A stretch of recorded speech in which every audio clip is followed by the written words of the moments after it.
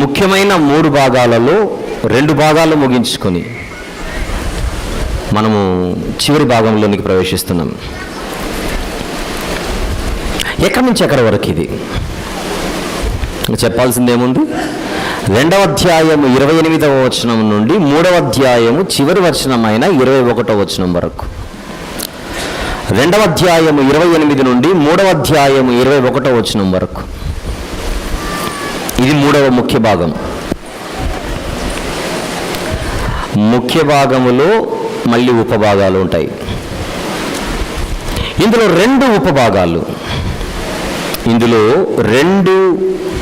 ఉపభాగాలు.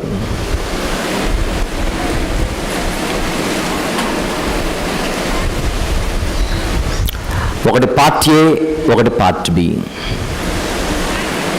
ఒకటి part A, ఒకటి part B. Part ఏ 28వ వచనము నుండి, యోవేలు గ్రంథం 2వ అధ్యాయము 28వ వచనము నుండి 32వ వచనం వరకు. చివరి మాట 2వ అధ్యాయంలో చివరి మాట 32వ వచనం అక్కడ వరకు చూద్దాం జాగ్రత్తగా. యోవేలు గ్రంథానికి 66 పుస్తకాలలో ఒక ప్రత్యేకత ఇప్పుడు మనము చూడబోయే ఈ లేఖన భాగము వలననే. మొదటి రోజు చెప్పాను పరిచయంలో. ఎందరో ప్రవక్తలు ఎన్నో విషయాలు చెప్పారు, కానీ దేవుడు ఈ ప్రవక్త ద్వారా పరిశుద్ధాత్మ రాక గురించి మిగిలిన వారి కంటే ఎక్కువగా వ్రాయించాడు. యోవేలు గారు ఏ ప్రవచనాన్నైతే ప్రవచించాడో పరిశుద్ధాత్ముడి గురించి, ఆ ప్రవచన ప్రస్తావన పెంతెకొస్తు పండుగ దినాన పరిశుద్ధాత్ముడు వచ్చినప్పుడు పేతురు గారు తీసుకొని మాట్లాడారు. ఆయన మాట్లాడిన ప్రవచన భాగమే ఇప్పుడు మనం చూడబోతున్నాం. యోవేలు గ్రంథం 2వ అధ్యాయము 28 నుంచి 32 వచనాలు మొత్తం నేను చదువుతాను. ఫస్ట్ మనకు విషయం అర్థం కావడానికి. తరువాత, నేను సర్వజనుల మీద నా ఆత్మను కుమ్మరింతును, మీ కుమారులను మీ కుమార్తెలను ప్రవచనములు చెప్పుదురు, మీ ముసలివారు కలలు కందురు, మీ యవ్వనులు దర్శనములు చూతురు. ఆ దినములలో నేను పనివారి మీదను పనికత్తెల మీదను నా ఆత్మను కుమ్మరింతును, మరియు ఆకాశమందు భూమి యందు మహత్కార్యములను అనగా రక్తమును అగ్ని ధూమస్తంభములను కనుపరచెదను. యెహోవా యొక్క భయంకరమైన మహాదినము రాకముందు సూర్యుడు తేజోహీనుడగును, చంద్రుడు రక్తవర్ణమగును. యెహోవా సెలవిచ్చినట్లు సియోను కొండ మీద యెరూషలేములోను తప్పించుకున్న వారందరూ శేషించిన వారిలో యెహోవా పిలుచువారు కనబడుదురు. ఆ దినమున యెహోవా నామమును బట్టి ఆయనకు ప్రార్థన చేయువారందరూ రక్షింపబడుతురు. ఇదే ప్రవచనాన్ని పేతురు గారు మాట్లాడుతున్నారు లేదో చూద్దాం ఒక్కసారి. అపోస్తలుల కార్యములు 2వ అధ్యాయం. అపోస్తలుల కార్యములు 2వ అధ్యాయం 16 నుండి 21. అంత్యదినముల యందు నేను మనుషులందరి మీద నా ఆత్మను కుమ్మరించెదను. మీ కుమారులు మీ కుమార్తెలు ప్రవచించెదరు, మీ యవ్వనులకు దర్శనములు కలుగును, మీ వృద్ధులు కలలు కందురు. ఆ దినములలో నా దాసుల మీద నా దాసురండ్ర మీద నా ఆత్మను కుమ్మరించెదను గనుక వారు ప్రవచించెదరు. పైన ఆకాశముందు మహత్కార్యములను, క్రింద భూమి మీద సూచక క్రియలను, రక్తమును అగ్నిని నెక్స్ట్ పొగను ఆవిరిని కలుగజేసేదను. ప్రభు ప్రత్యక్షముగా ఆ మహాదినము రాకమునుపు సూర్యుడు చీకటిగాను చంద్రుడు రక్తముగాను మారును. అప్పుడు ప్రభు నామమును బట్టి ప్రార్థన చేయ వారందరూ రక్షణ పొందుదురు అని దేవుడు చెప్పుచున్నాడు. రైట్. ఇక్కడ ఏం రాశారో ఆయన అక్కడ అదే ప్రస్తావించారు. పైపెచ్చు ఆయన అన్నమాట, పేతురు గారు అన్నమాట, యోవేలు ప్రవచించిన మాట ఇదే. చూద్దాం, ఆ ఒక్క మాట చూద్దాం. 2వ అధ్యాయము 16వ వచనం. యోవేలు ప్రవక్త ద్వారా చెప్పబడిన సంగతి ఇదే. ఈరోజు ఏదైతే మీ కళ్ళ ముందు జరుగుతోందో అదే యోవేలు ప్రవక్త చెప్పాడు. పెంతెకొస్తు పండుగ దినాన పరిశుద్ధాత్ముడు రావడంతో అపోస్తలులందరూ లేచి నిలబడి అన్య భాషలతో మాట్లాడి సువార్త ప్రకటన ఆరంభం ఆ రోజు జరిగింది. క్రీస్తు సంఘ స్థాపన అధికారపూర్వకంగా జరిగింది ఆ రోజే.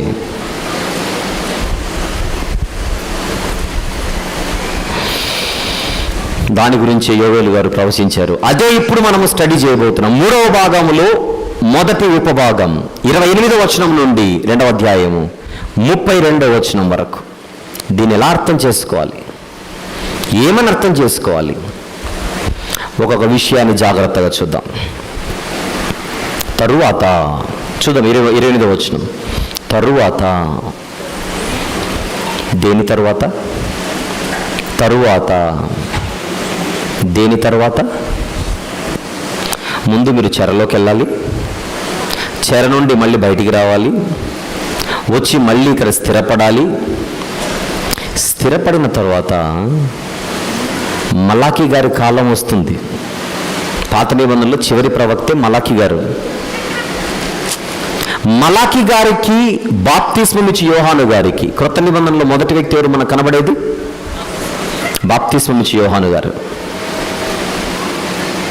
మలాకి గారికి బాప్తిస్మం ఇచ్చి యోహాను గారికి మధ్యలో 400 సంవత్సరాల కాలం ఉంది. దాన్నే నిశ్శబ్ద కాలం అని అంటారు. ఎందుకు? దేవుడు మలాకి తర్వాత ఏ ప్రవక్తను మళ్ళీ పంపలేదు. తర్వాత యోహాను గారే, మలాకి గారి తర్వాత నెక్స్ట్ దేవుని చేత పంపబడిన వాడు యోహాను గారే. అందుకే వాటిని సైలెంట్ ఇయర్స్, 400 సంవత్సరాలు.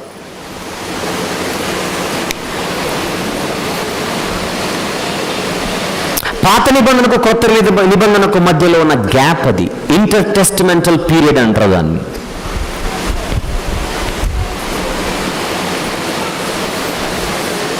పవిత్ర గ్రంథపు చరిత్ర బంధం అని ఒక పాఠం చెప్పాను నేను. మీకు అందుబాటులో ఉందో లేదో నాకు తెలియదు. దీని చరిత్ర అంతా చెప్పాను. కానీ ఇప్పుడు అవసరం ఏంటంటే తరువాత అంటే ఏంటి? దేని తర్వాత? నేను పోయిన తర్వాత అని కాదు యోవేల్ గారి ఉద్దేశం. మీరు ముందు చెరలోకి వెళ్ళాలి, చెర నుంచి మళ్ళీ తిరిగి రావాలి. తిరిగి వచ్చిన తర్వాత అంత సెటిల్ అయిన తర్వాత ఆ 400 సంవత్సరాల పాటు మీరు నిశ్శబ్దం, దేవుడు నిశ్శబ్దం అయిపోతాడు అక్కడ.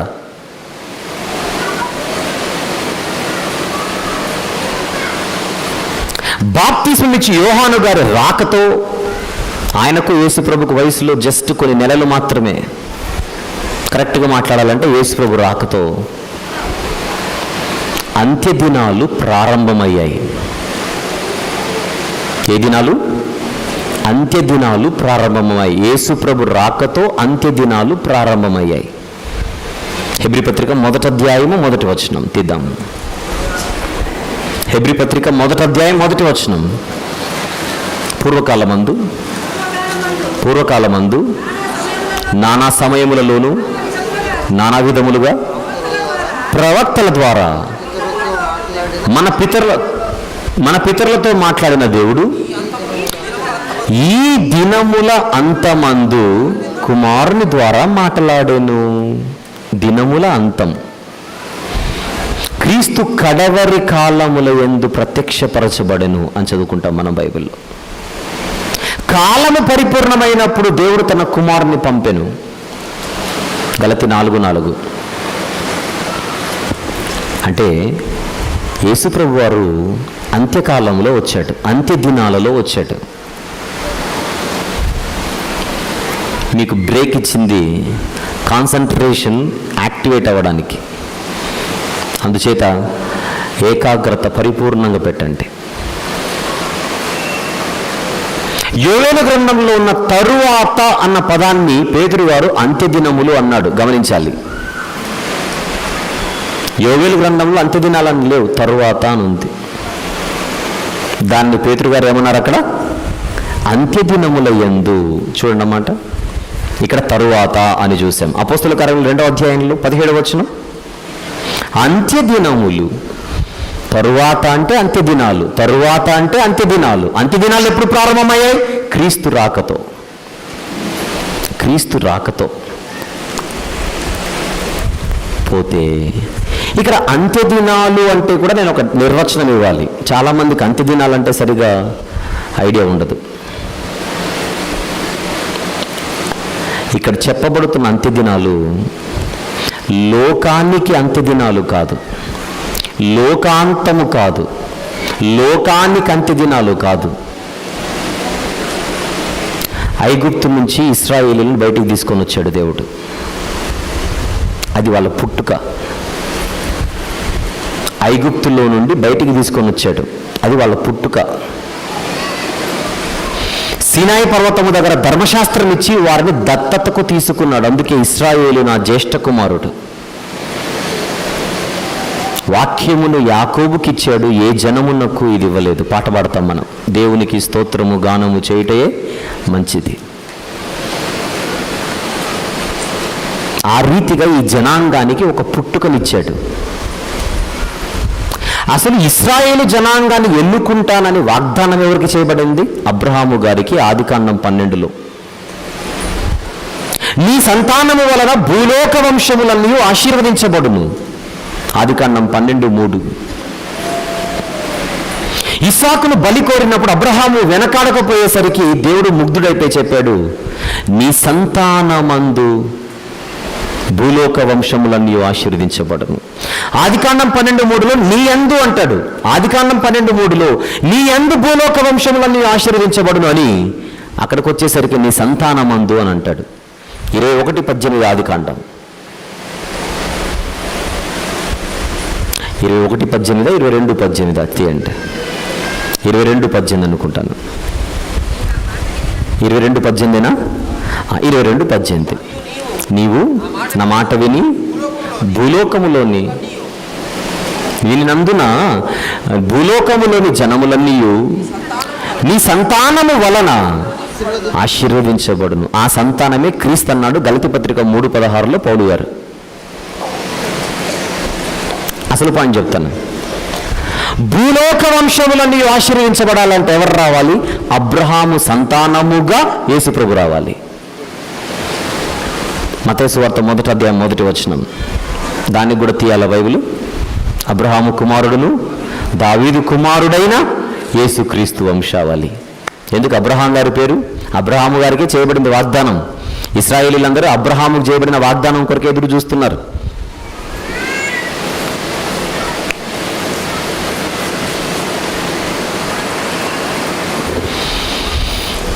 ఇప్పుడు యేసుక్రీస్తు వారు భూమి మీదకి రావాలి. వాగ్దానం ఎవరికి చేయబడింది? అబ్రహాము గారికి. ఫిజికల్గా, భౌతికంగా యేసు ప్రభు ఎవరి ద్వారా రావాలి? అబ్రహాము వంశంలో రావాలి. అబ్రహాము కుమారుడు ఇస్సాకు, ఇస్సాకు కుమారుడు యాకోబు, యాకోబు పిల్లలే 12 మంది గోత్రాలు. ఆ 12 మంది గోత్రకర్తలలో యూదా. అంటే భూమి మీదకి యేసు ప్రభు రావాలంటే, తీరా ఆయన వచ్చినప్పుడు పరలోక దేవుడు వాగ్దానం చేసింది ఈయన గురించి అని ప్రజలు గుర్తించాలంటే ముందుగా వాళ్ళు భద్రపరచబడాలి. ఇశ్రాయేలీలకు ఆ ప్రత్యేకమైన గుర్తింపు, అబ్రహాము సంతానం, అబ్రహాము సంతానం, అబ్రహాము సంతానం, అది ఎప్పుడు మెడలో అలా ఉండాలి వాళ్ళకి. అందుకే అన్యజనులను పెళ్లి చేసుకోవద్దన్నాడు. ఉన్న కారణాల్లో అన్య స్త్రీలను ఎందుకు వివాహం చేసుకోవద్దన్నాడంటే మీ ఐడెంటిఫికేషన్ దెబ్బతింటుంది. ఇశ్రాయేలీలు అమ్మోనీలను చేసుకుంటే వాళ్ళకు పుట్టిన పిల్లలు మీరు ఎవరు అంటే ఏం చెబుతారు? ఇశ్రాయేలీలు అని చెప్తారా, అమ్మోనీలు అని చెప్తారా? ఇశ్రాయేలీలు మోయాబీలను చేసుకుంటే వాళ్ళకు పుట్టిన పిల్లలు మేము మోయాబీలు అని చెప్తారా, లేకపోతే ఇశ్రాయేలీలు అని చెప్తారా? అందుకే వంశము చెడకూడదు. క్రీస్తు రాక కోసం ఇశ్రాయేలు వంశాన్ని కాపాడుకుంటూ కాపాడుకుంటూ కాపాడుకుంటూ వచ్చాడు. ఇప్పుడు నేను అది చెప్పను. గలతీ పత్రిక చెప్పేటప్పుడు చాలా వారాలు చెప్పాను. ఇది పవిత్ర గ్రంథపు చరిత్ర బంధం అనే అంశంలో చాలా ఎక్కువగా చెప్పాను. ఇది ఒక పాయింట్ కోసం తిరుగుతున్నాను ఇక్కడ.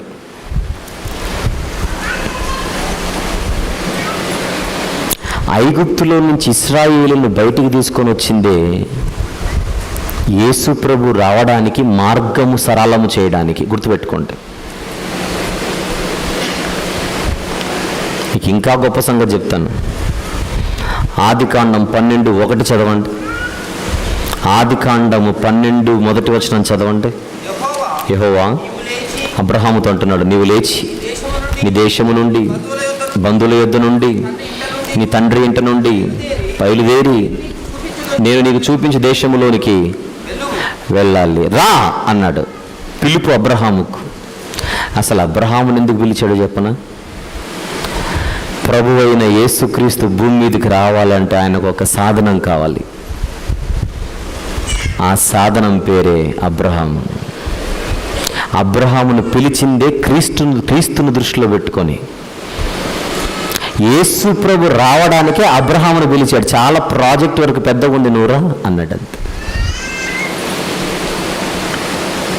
మీకు ఇంకా గొప్ప సంగతి చెప్పను. ప్రపంచ చరిత్రలో మొట్టమొదట క్రీస్తు సువార్త ఎక్కడ ప్రకటింపబడిందో చెప్పను. ప్రపంచ చరిత్రలో క్రీస్తు సువార్త మొట్టమొదట ఎక్కడ ప్రకటించబడిందో చెప్పనా? టర్కీ దేశంలో. ఎందుకో చెప్పనా? ఆ టర్కీ దేశంలోనే ఏదెను వనం ఉండేది. ఆ ఏదెను వనములోనే ఆదాము హవ్వలు ఉండేవారు. తప్పు చేసి ఈ దంపతులిద్దరూ ఏదెను వనాన్ని పోగొట్టుకునే సందర్భంలో వారిని పంపుతూ వాళ్ళకి ఎవరి గురించి చెప్పాడో చూడండి పరలోకపు దేవుడు. ఆదికాండం 3:15. ఆదికాండం 3:15. సర్పముతో మాట్లాడుతున్నాడు. నీకును స్త్రీకిని, నీ సంతానమునకును ఆమె సంతానమునకును వైరము కలుగజేసేదను. అది నిన్ను తల మీద కొట్టును, నీవు దానిని మడిమ మీదకు. అది నిన్ను తల మీద కొట్టును. ఆ లైన్ చూడండి ఒకసారి. నీకును స్త్రీ సంతానమునకును వైరము కలుగజేసేదను, అది నిన్ను తల మీద కొట్టును, అది నిన్ను తల మీద కొట్టును. అది ఫుట్ నోట్లో ఆయన కౌన్ హై? Messiah high. ఆది మహాఘట సర్పాన్ని శిలువ మీద కొట్టింది ఆయనే. ఆ ఏదెను వనంలో మొట్టమొదట క్రీస్తు సువార్త ప్రకటన. పాపము ప్రవేశించినప్పుడే క్రీస్తు సువార్త ప్రవేశించింది లోకములోనికి. గుర్తుపెట్టుకోండి. పాప ప్రవేశము జరిగినప్పుడే వీళ్ళిద్దరికీ పాపం అంటుకుంది. దంపతులిద్దరికీ పాపం అంటుకుంది. పాపమే సమస్య. చెప్పాడు, పరిష్కారం ఈ కుమారునిలో ఉంది, పరిష్కారం ఆయనలో ఉంది. ఆయన యందు విశ్వాసం ఉంచి మీ బతుకులు సరి చేసుకోండి. అది ఆదాము హవ్వలకు ప్రకటింపబడిన క్రీస్తు సువార్త. ఆ దంపతులిద్దరూ బయటకు వచ్చి పిల్లలను కని పిల్లలిద్దరికీ క్రీస్తు సువార్త చెబితే ఒకడికి ఎక్కింది, ఒకడికి ఎక్కల. ఎక్కనివాడు దుష్టుడు, ఎక్కినవాడు ధన్యుడు.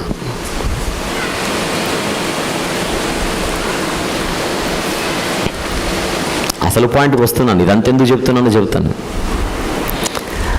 అలా అబ్రహాముకు వాగ్దానము చేసి ఇశ్రాయేలును ఐగుప్తుల నుంచి బయటకు తీసుకొని వచ్చి పుట్టుకనిచ్చిన దేవుడు ఇశ్రాయేలు జనాంగముకు అదే అంటాడు ద్వితీయోపదేశకాండంలో, బుద్ధి లేని అవివేక జనమా, మిమ్మల్ని పుట్టించింది నేనే కదా, మిమ్మల్ని స్థాపించింది నేనే కదా అని.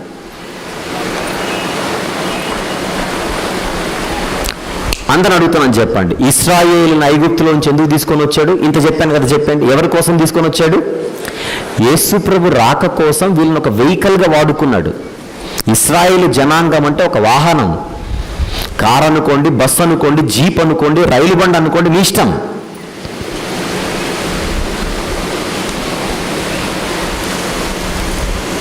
రెండోసారి చెప్పండి, ఐగుప్తు నుండి ఇశ్రాయేలు ఎందుకు బయటికి తీసుకొని వచ్చాడు? ప్రత్యేకమైన జనాంగముగా యేసుక్రీస్తు వారి కోసం. యేసుప్రభు ఎందుకు రావాలి భూమి మీదకి? భూలోక వంశములన్నిటినీ ఆశీర్వదించడానికి. భూలోక వంశములన్నిటినీ ఆశీర్వదించాలంటే ఆయన రావాలి. ఆయన రావడానికి ఒక వాహనం అవసరమైంది. ఆ వాహనమే ఇశ్రాయేలు జనాంగం. బాగుంది. వచ్చాడు ఆయన? వచ్చాడు 2000 సంవత్సరాల క్రితం. ఎవరు తీసుకొని వచ్చారు? వాహనం తీసుకొని వచ్చింది. ఎవరు ఆ వాహనం? ఇశ్రాయేలీలు. అందులో యూదా గోత్రం, అందులో దావీదు వంశం. అందుకే మత్తయి సువార్త మొదలైంది, అబ్రహాము కుమారుడును దావీదు కుమారుడైన యేసుక్రీస్తు వంశావళి. అబ్రహాం ఇస్సాకును కనెను, ఇస్సాకు యాకోబును కనెను, యాకోబు యూదాను అతని సహోదరులను. యూదా పేరు అక్కడ, ఎందుకంటే యూదా గోత్రంలో వచ్చాడు చూడండి, చెక్ చేసి రావండి అని హెబ్రీలకు. మత్తయి గారు ఎందుకు రాశారు? వచ్చిన మెస్సీ అని గుర్తించలేదు, ఆయన వంశం చూడండి ఒక్కసారి అని చెప్తున్నాడు అక్కడ. బాగుంది. ఇశ్రాయేలుకున్న పని మెస్సియని తీసుకొని రావాలి, ప్రపంచానికి తీసుకొని రావాలి. ఇశ్రాయేలుకున్న బాధ్యత మెస్సియను తీసుకొని రావాలి. తెచ్చారు, తీసుకొని రావాలి, తెచ్చారు, తీసుకొని రావాలి, తెచ్చారు. ఆ తర్వాత వీళ్ళతో పనేముంది? ఆయన వచ్చింది భూలోక వంశములన్నిటినీ ఏకము చేయడానికి. ఆయన వచ్చింది భూలోక సమస్త జనులను ఏకము చేయడానికి. ఆయన వచ్చింది 2 మందలను కలిపి ఒకే మంద చేయడానికి. ఈ దొడ్డివి కానీ వేరే గొర్రెలను నాకు కలవు, వాటిని కూడా తోడుకొని రావాలను. అప్పుడు మంద ఒక్కటి, గొర్రె ఒక్కటి. అది జరిగిన తర్వాత ఇశ్రాయేలీయులు కాలరెగరేయడానికి వీల్లేదు. యేసు ప్రభు వచ్చేంత వరకే ఇశ్రాయేలీయులు కాలరెగరేయాలి, ప్రత్యేకమైన జనాంగమని. ఆయన వచ్చిన తర్వాత వాళ్ళకు అవకాశం లేదు. ఎందుకు? ఆయన మందను ఒక్కటిగా చేయాలి. 2 మందలు ఒక కాపరి కాదు, ఒకటే మంద, ఒకటే కాపరి. ఒక మంద ఇశ్రాయేలీయులు, మరొక మంద అన్యజనులు. సిలువలో ఇద్దరిని ఏకం చేసేసాడు. అదే ఎఫెసీ పత్రిక 2:11-19 రాసుకోండి, తర్వాత ఇప్పుడు అవసరం లేదు. ఎఫెసీ పత్రిక 2:11-19లో ఎలా ఏకము చేశాడో మనము పౌలు గారు చెబితే వింటాం మనం అక్కడ.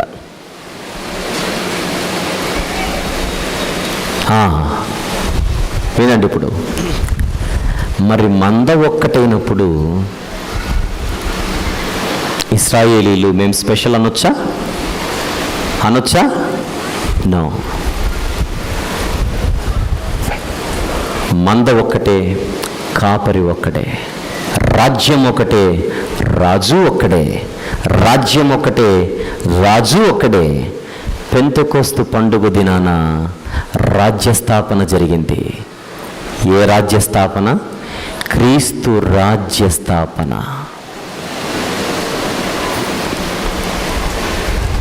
ఈ రాజ్యంలో సభ్యులెవరు? మొదట యూదులు, తర్వాత అన్యజనులు కూడా వస్తారు. మొదట యూదులు, తర్వాత అన్యజనులు.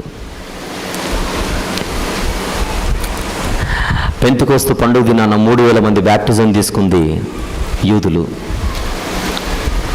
కొర్నేలి ఇంటి దగ్గర వాళ్ళు బ్యాప్టిజం తీసుకుంది అన్యులు. ఒకప్పుడు అన్యులకు ప్రవేశం లేదు, ఇప్పుడు అన్యులు వచ్చేసారు. మంద ఒక్కటవుతోంది.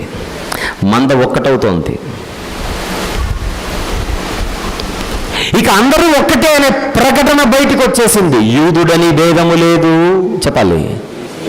గ్రీసు దేశస్థుడని భేదము లేదు, దాసుడని భేదము లేదు, స్వతంత్రుడని భేదము లేదు, పురుషుడని భేదము లేదు, స్త్రీ అని భేదము లేదు. క్రీస్తు యేసులోనికి బాప్తిస్మం పొందిన వారు క్రీస్తును ధరించుకొని ఉన్నారు. అంతే. ఆ ట్యాగ్ తప్ప ఇంకొకటి ఉండకూడదు ఎవరికి.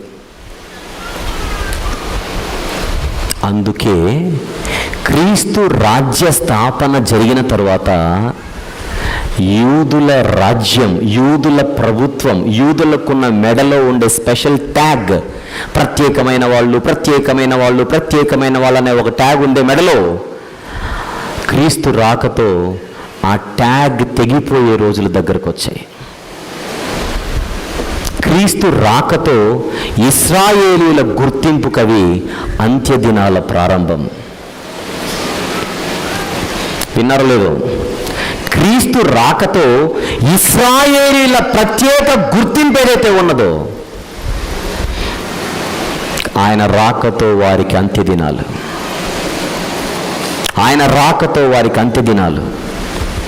అది ఇశ్రాయేలీయుల యుగం.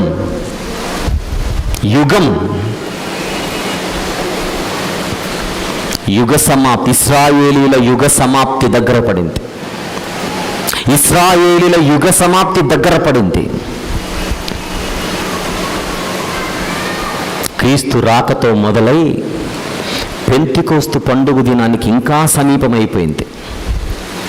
పెంతెకోస్తు పండుగ దినానికి ఇంకా సమీపమైంది ఆ దినం. క్రీస్తు వచ్చేంతవరకు ఇశ్రాయేలీయులు స్పెషల్. ఆయన వచ్చిన తర్వాత యూదుడు లేడు, గ్రీసు దేశస్థుడు లేడు. అందుకే కంప్లీట్గా వారిని ప్రత్యేకమైన వారు అని మెడలో నుంచి ట్యాగ్ లాగే రోజు దగ్గర పడింది.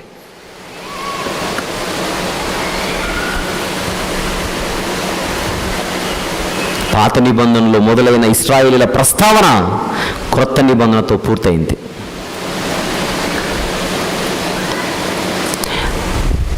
రక్తాన్ని బట్టి ఈరోజు ప్రపంచంలో అబ్రహాము పిల్లలు గొప్పోళ్ళు కాదు, గుర్తుపెట్టుకోవాలి. రక్తాన్ని బట్టి యెరూషలేములో ఉన్న ఇశ్రాయేలులో యూదులు గొప్పోళ్ళు అనుకుంటారు, వీరు పొరపాటు. రక్తబంధాన్ని బట్టి అబ్రహాము పిల్లలు ఇప్పుడు గొప్పోళ్ళు కాదు. ఇప్పుడు అబ్రహాము పిల్లలు ఎవరో చెప్పను? విశ్వాస సంబంధులే అబ్రహాము పిల్లలు. మనందరం అబ్రహాము పిల్లలమే. అందుకే అబ్రహాము గారికి చేసిన వాగ్దానం, ఆకాశమందున నక్షత్రాల వలె నీ సంతానమును చేసేదను. వాళ్ళు తిప్పి కొడితే ఆకాశం ముందు నక్షత్రాలు ఎంత ఉంటారు వాళ్ళు? ప్రపంచ ప్రజలందరిని అబ్రహాము గారికి పిల్లలు చేయడానికే ఆ రోజు అబ్రహాము గారికి చేయబడిన వాగ్దానం. గుర్తుపెట్టుకోవాలి, హిస్టరీ, ప్రపంచ చరిత్రలో, క్రైస్తవ చరిత్రలో క్రీస్తు శకం 70, ఇది చాలా ముఖ్యమైనటువంటి సంవత్సరం, గుర్తుపెట్టుకోండి యూదులకు. క్రీస్తు శకం 70 దేవుడు ఇశ్రాయేలులకు స్పెషల్ ట్యాగ్ని తీసేశాడు, రోమీయులకు అప్పగించి. ఆయన రాకతో అంత్యదినాలు ప్రారంభమై 70తో పూర్తయిపోయాయి. ఆయన రాకతో మొదలై 70తో పూర్తయిపోయాయి.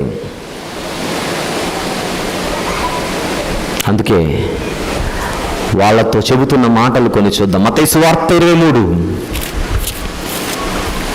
మత్తయి సువార్త 23వ అధ్యాయం 37 నుంచి 38 వచనములు. యెరూషలేమా యెరూషలేమా, ప్రవక్తలను చంపుచు నీ యొద్దకు పంపబడిన వారిని రాళ్లతో కొట్టుచు ఉండుగానా? కోడి తన పిల్లలను రెక్కల క్రిందికి ఎలాగో చేర్చుకొనునో అలాగే నేనును నీ పిల్లలను ఎన్నో మార్లు చేర్చుకొనవలెనని ఉంటిని గాని మీరు వెళ్ళకపోతురు. ఇదిగో మీ ఇల్లు మీకు విడవబడి ఉన్నది, మీ ఇల్లు మీకు విడవబడి ఉన్నది, మీ ఇల్లు మీకు విడవబడి ఉన్నది. లూకా సువార్త 19:41 నుంచి, ఆయన పట్టణంలో సమీపించినప్పుడు దానిని చూచి దాని విషయమై ఏడ్చి, నీవును ఈ దినమందు అయినను సమాధాన సంబంధమైన సంగతులు తెలుసుకుని నేడల నీకెంతో మేలు, కానీ ఇప్పుడు అవి నీ కనులకు మరుగు చేయబడి ఉన్నవి. ప్రభువు నిన్ను దర్శించిన కాలము నీవు ఎరుగకుంటివి గనుక నీ శత్రువులు నీ చుట్టూ గట్టు కట్టి ముట్టడి వేసి అన్ని ప్రక్కలు నిన్ను అరికట్టి నీలోనున్న నీ పిల్లలతో కూడా నేను నేల కలిపి నీలో రాతి మీద రాయి నిలిచి ఉండ నేను దినములు వచ్చునని చెప్పాను. మత్తయి సువార్త 24 నుండి, యేసు దేవాలయం నుండి బయలుదేరి వెళ్ళుచుండగా ఆయన శిష్యులు ఆ దేవాలయపు కట్టడములు ఆయనకు చూపించవచ్చిరి. అందుకు ఆయన, మీరు ఇవన్నీ చూస్తున్నారు కదా, రాతి మీద రాయి ఒకటైనని ఇక్కడ నిలిచి ఉండకుండా పడద్రోయబడినని మీతో నిశ్చయంగా చెప్పుచున్నానని యెరూషలేము భవిష్యత్తు చెప్పాడు, యెరూషలేము దేవాలయపు భవిష్యత్తు చెప్పాడు. ఆ మాట విన్న వెంటనే అదిరిపోయిన వీళ్ళు. 3వ వచనం, ఒలివ కొండ మీద ఆయన కూర్చుని ఉన్నప్పుడు శిష్యులు ఆయన యొద్దకు ఏకాంతంగా వచ్చి, ఇవి ఎప్పుడు జరుగును? నీ రాకడకు యుగ సమాప్తికి సూచన లేదు. క్రీస్తు శకం 70 క్రీస్తు పరోక్ష రాకడ, ప్రత్యక్ష రాకడ వేరు, పరోక్ష రాకడ వేరు. మీరు ఎవరైనా గలతీ పత్రిక వినకపోతే దయచేసి నేను 4వ అధ్యాయం 4వ వచనము దాదాపుగా ఎన్ని నెలలు, 3 నుంచి 4 నెలలు చెప్పాను. 3 నుంచి 4 నెలలు చెప్పాను. గలతీ పత్రిక 4 మాత్రమే, అదంతా ఇప్పుడు చెప్పలేను. కాలము పరిపూర్ణమైనప్పుడు దేవుడు తన కుమారుని పంపానంటే కాలం పరిపూర్ణం అవడం అంటే ఏంటో అందులో యుగాల గురించి చెప్పాను. ఇక్కడ మాట్లాడబడుతున్న యుగం లోకాంతం గురించి కాదు, యుగాంతము గురించి. లోకాంతం వేరు, యుగాంతం వేరు. ఇది ఇశ్రాయేలుల యుగం, యూదుల యుగం ముగిసిపోయే కాలం దగ్గర పడింది. అందుకే 15వ వచనం చూడండి. కాబట్టి ప్రవక్త అయిన దానియేలు ద్వారా చెప్పబడిన నాశనకరమైన హేయ వస్తువు పరిశుద్ధ స్థలమును నిలుచుట మీరు చూడగానే చదువువాడు గ్రహించును గాక, యూదయలో ఉండేవారు కొండలకు పారిపోవాలి. హైదరాబాద్లో ఉన్నోళ్ళు కాదు. ఆ వచనాలు తీసుకొని వచ్చి మనకు అప్లై చేసుకోకూడదు మీరు. యూదయలో ఉండేవారు కొండలకు పారిపోవాలి, యూదయలో ఉండేవారు కొండలకు పారిపోవాలి. ఎందుకంటే ఆ శ్రమ యూదుల మీదకి రాబోతున్నదని ముందే చెప్పాడు. బాప్తిస్మ ఇచ్చి యోహాను గారు కూడా అదే చెప్పారు. మత్తయి సువార్త 3వ అధ్యాయం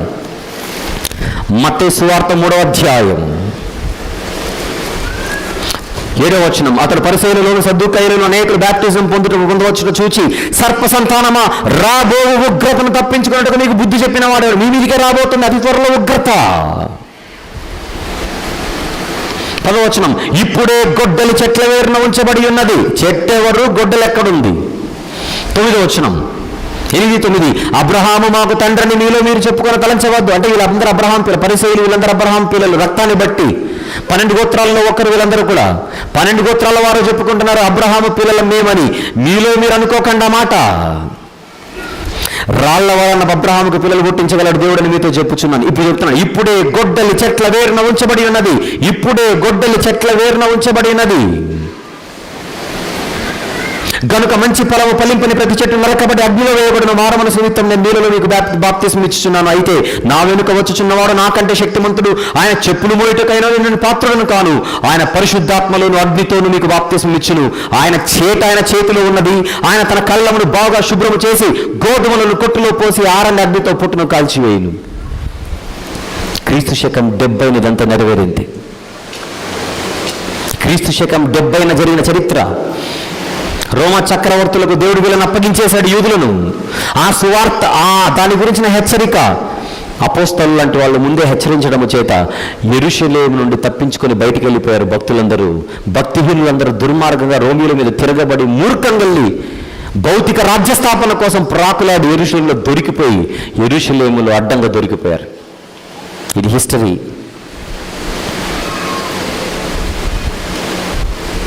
మలాఖీ గ్రంథం చెప్పాను, ఇదే అశోక్ గార్డెన్స్లో, ఇదే వేదికపై. కనీసం మలాఖీ గ్రంథమైన అక్కడ సీడీ ఉంటుంది, తీసుకొని వినండి. ఎక్కువ చెప్పాను దీని గురించి హిస్టరీ. 8 భాగాలు. క్రీస్తు శకం 70. యూదులను, ఇశ్రాయేలీలను కంప్లీట్గా దేవుడు టర్మినేట్ చేసే ఒక భయంకరమైన మహాదినమది. చిట్ట చివరి అవకాశంగా అపోస్తలులు వెళ్ళి సువార్త ప్రకటించారు, మారండి, ఉగ్రత ఉంది త్వరలో అని. భవిష్యత్తులో యోవేలు గ్రంథం ఎవరైనా వింటే ఇప్పుడు నేను చెబుతున్న పాయింట్ ఏదో ఉందో దీన్ని ఎక్కువ వివరణ మీకు దొరికేది గలతీ పత్రిక 4వ అధ్యాయం 4లోను నేను చెప్పిన వివరణ. ఎక్కువ వివరణ. హింట్స్ మాత్రం నేను బైపాస్లో వెళ్తున్నాను, ఇప్పుడు అవుటర్ రింగ్ రోడ్లో తిరుగుతున్నాను, టౌన్లోకి వస్తే బయటికి రాలేనని. అండ్ మలాఖీ గ్రంథం. మలాఖీ గ్రంథంలో 8 భాగాలు చెప్పాను. ఎవరైనా నేను చెప్పిన బాప్తిస్మా మెసేజెస్ మీరు విని ఉంటే అందులో అగ్ని బ్యాప్టిజం గురించి ఒక మెసేజ్ ఉంది. ఆ అగ్ని బ్యాప్టిజం ఎప్పుడు మీరు విన్నా మలాఖీ గ్రంథం 7వ భాగం కూడా కలిపి వినాలి. అగ్ని బ్యాప్టిజం అనే నేను చెప్పిన టాపిక్, అగ్ని బాప్తిజం అనగా ఏమి అనే మెసేజ్ మీరు వింటే వెంటనే మలాఖీ గ్రంథంలో 7వ భాగం కూడా మీరు వినండి. 7లో 7A 7B అని 2 మెసేజెస్ ఉంటాయి. ఆ 2 వింటే అగ్ని బాప్తిస్మానికి లింక్ అక్కడ ఉంది. కానీ ఇప్పుడు మీరు అర్థం చేసుకోవాల్సింది, యూదుల యుగాంతం, యూదుల యుగమది. ఏజ్ అంటాం, రాతి యుగం అనరు మీరు హిస్టరీలో. రాతి యుగం.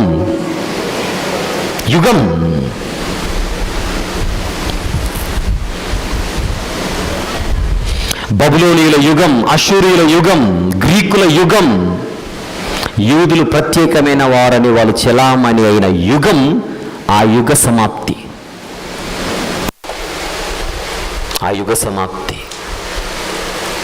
అది క్రీస్తు రాకతో మొదలై క్రీస్తు శకం 70తో పూర్తయిపోయింది. ఆ మధ్యకాలం ఎందుకంటే చివరిగా వారిని హెచ్చరిక చేసి క్రీస్తు రాజ్యంలోనికి తీసుకొని రావడానికి యూదులు పిచ్చోళ్ళలాగా, మూర్ఖుల్లాగా తయారై రోమీలకు అడ్డంగా ఎదురు తిరగబడి ఒక భూలోక రాజ్య స్థాపన చేయడానికి వాళ్ళు ప్రయత్నం చేశారు. అది కాదు, మనది ఆత్మీయ రాజ్యం అన్నాడు యేసు ప్రభు. నువ్వు రాజువా అని అడిగాడు పిలాతు. అవును, నేను రాజునే, కానీ నా రాజ్యం ఈ లోక సంబంధమైనది కాదు. ఈ లోక సంబంధమైన రాజ్య స్థాపన కోసం ప్రాకులాడిన చరిత్ర పరిసయ్యులది. అపోస్తలు వెళ్ళి మనము ఆత్మ సంబంధులం, ఆత్మరాజ్యం అన్నది అని వీళ్ళు చెప్పారు. వీళ్ళ సువార్త విన్నోళ్ళందరూ క్రీస్తు రాజ్యంలోనికి వచ్చారు. వాళ్ళ మూర్ఖమైన మాటలు విన్నోళ్ళందరూ యెరూషలేంకి వెళ్ళిపోయారు. లాస్ట్ మూమెంట్లో గోధుమలన్నీ యెరూషలేంకు బయటకు వచ్చాయి, గురుగులన్నీ లోపలికి వెళ్ళిపోయాయి. గోధుమలు బయటకు వచ్చి కొట్లల్లో ఉంటే పొట్టు కాల్చబడింది యెరూషలేంలో. అది దాని అర్థం.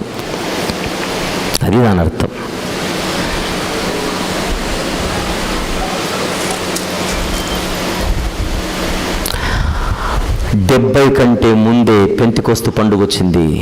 ఆ పెంతెకొస్తు పండుగ రోజే యోవేలు ప్రవక్త ప్రవచనం నెరవేరింది. యూదుల ప్రత్యేక హోదా, యూదుల అధికారం, అవన్నీ కూడా ముగిసే రోజులు దగ్గర పడ్డాయి. అంత్యదినాలు. ఇప్పుడు రండి, యోవేలు గ్రంథం 2, యోవేలు గ్రంథం 2వ అధ్యాయం 28వ వచనం. తరువాత అంటే అది అంత్యదినాలంటే. అంత్యదినాలంటే ఎప్పుడు మీరు నిన్న మొన్నో రేపు ఎల్లుండి అనుకుంటారని ఇంత చెప్పాను హిస్టరీ. మళ్ళీ లోకానికి అంత్యదినాలు వేరు, యూదులకు అంత్యదినాలు వేరు. ఆ అంత్యదినాలలో నేను సర్వజనుల మీద నా ఆత్మను కుమ్మరింతు. ఆత్మ కుమ్మరింపు అనేది యోవేలు గ్రంథంలో మాత్రమే కాదు, మరికొన్ని వచనాలు రాసుకోండి. ఆత్మ కుమ్మరింపు గురించి చెప్పబడిన పాత నిబంధనలోని లేఖనాలు. యెషయా గ్రంథం 32:13 రాసుకున్న తర్వాత చూడండి.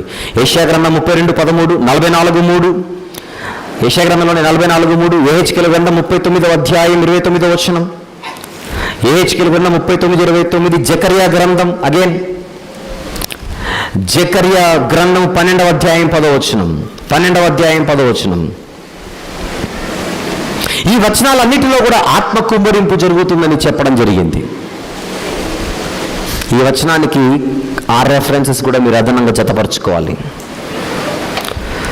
రైట్. తర్వాత నేను సర్వజనుల మీద నా ఆత్మను కుమ్మరింతును. సర్వజనులు అంటే అర్థం ఏంటి? సర్వజనులు అంటే అర్థం మొత్తం అందరి మీద అనగానే విశ్వాసులు అవిశ్వాసులు అందరూ అనుకుంటారు. మళ్ళీ సర్వజనులు అంటే ఆల్ సెక్షన్స్ ఆఫ్ పీపుల్. గుర్తుపెట్టుకోవాలి, పాత నిబంధనలో పరిశుద్ధాత్ముడు కొంతమంది మీదికి మాత్రమే వచ్చేవాడు. పాత నిబంధనలో పరిశుద్ధాత్ముని రాక కొంతమందికి మాత్రమే పరిమితమయ్యేది. అంటే ప్రవక్తలు లాంటి వారు. అర్థం చేసుకుంటున్నారా? ప్రవక్తలు లాంటి వారి మీదికి మాత్రమే పాత నిబంధనలో పరిశుద్ధాత్ముడు వచ్చేవాడు. స్పెషల్ కేటగిరీ వాళ్ళ మీదికి మాత్రమే పాత నిబంధనలు వచ్చేవాడు. కానీ పెంతెకోస్తు పండుగ దినాన పరిశుద్ధాత్ముడు వచ్చేసరికి అంతకుముందు పరిశుద్ధాత్ముడు లేడు అనుకుంటారు పొరపాటు. అంతకుముందు ఎందుకు లేడు? యేసు ప్రభు బాప్టిజం తీసుకున్నాడు, పైనుంచి దిగలా. అంతెందుకు అపోస్తలులను సేవకు పంపుచు మత్తయి సువార్త 10వ అధ్యాయంలో సర్వజనుల మీద అంటే ఏంటో మీకు తెలియజేస్తున్నాను. మత్తయి సువార్త 10:18 వచనము, డైరెక్ట్గా 19:20 చదువుకుందాం. 19:20. వారు మిమ్మల్ని అప్పగించినప్పుడు ఎలాగో మాట్లాడదామో ఏమి చెప్పేదామో అని చింతింపకుడి. మీరేమి చెప్పవలేనో అది ఆ గడియలోనే మీకు అనుగ్రహించబడును. మీ తండ్రి ఆత్మ మీలో ఉండి మాట్లాడుచున్నాడే గాని మాట్లాడేవారు మీరు కారు. మీ తండ్రి ఆత్మ అంటే పరిశుద్ధాత్ముడు మీలో ఉండి మాట్లాడుచున్నాడు. మరి పరిశుద్ధాత్ముడు లేడా ముందు? ఎందుకు లేడు? నీ పరిశుద్ధాత్మను నా యొద్ద నుంచి తొలగించకు ప్రభువా అంటాడు దావీదు గారు. అసలు లేఖనాలను రాసిన వాళ్ళందరూ కూడా పరిశుద్ధాత్మ వలన ప్రేరేపితులై రాశారట. మరి పెంతెకోస్తు పండుగ దినాన ఆయన రాకకున్న ప్రత్యేకత ఏంటి అని అడిగితే అదే చెబుతున్నాడు యోవేలు గారు. సర్వజనుల మీద అంటే పరిమితి లేకుండా ఎవరి మీదనైనా దిగుతాడు. ఇక వాళ్ళ మీదే దిగుతాడు, వీళ్ళ మీద దిగడు, వీళ్ళ మీద దిగుతాడు, వాళ్ళ మీద దిగుతాడని కాదు. అందుకే మొత్తం లిస్ట్ ఇచ్చాడు చూడండి. ఇప్పుడు యోవేలు గ్రంథం 2. తర్వాత నేను సర్వజనుల మీద నా ఆత్మను కుమ్మరింతును, మీ కుమారులను, నెక్స్ట్ నీ కుమార్తెలను ప్రవచనములు చెప్పుదురు, నీ ముసలివారు కలలు కందురు, నీ యవ్వనులు దర్శనములు చూతురు. ఆ దినంలో నేను పనివారి మీద పనికత్తెల మీద నా ఆత్మను కుమ్మరింతును.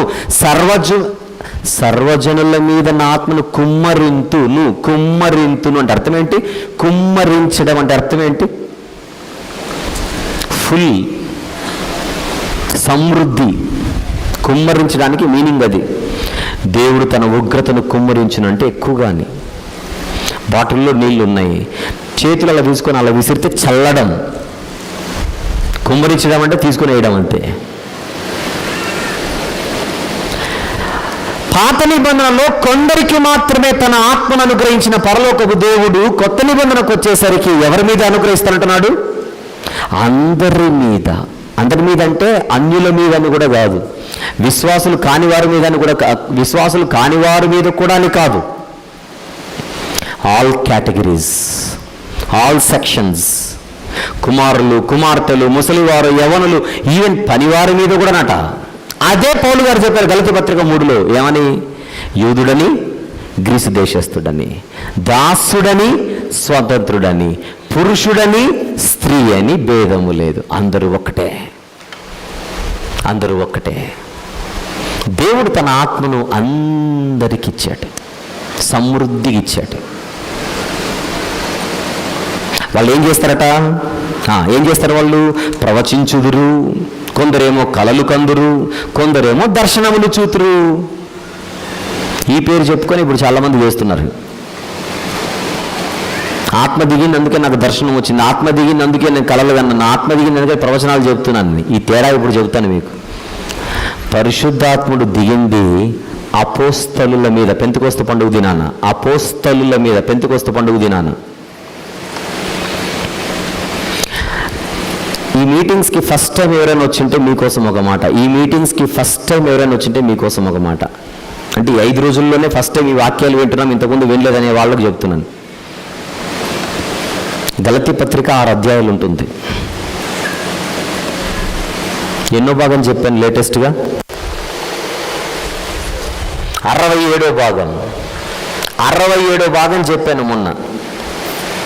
4వ అధ్యాయం 8వ వచనంలో ఉన్నాం. 4వ అధ్యాయం 8వ వచనం స్టార్ట్ చేసింది సంవత్సరంన్నర కిందట. లాస్ట్ టైం మీటింగ్ జరిగాయి ఇక్కడ, అంతకంటే ముందు స్టార్ట్ చేసిన వచనం అది, ఇప్పటికి ఇంకా అయిపోలేదు.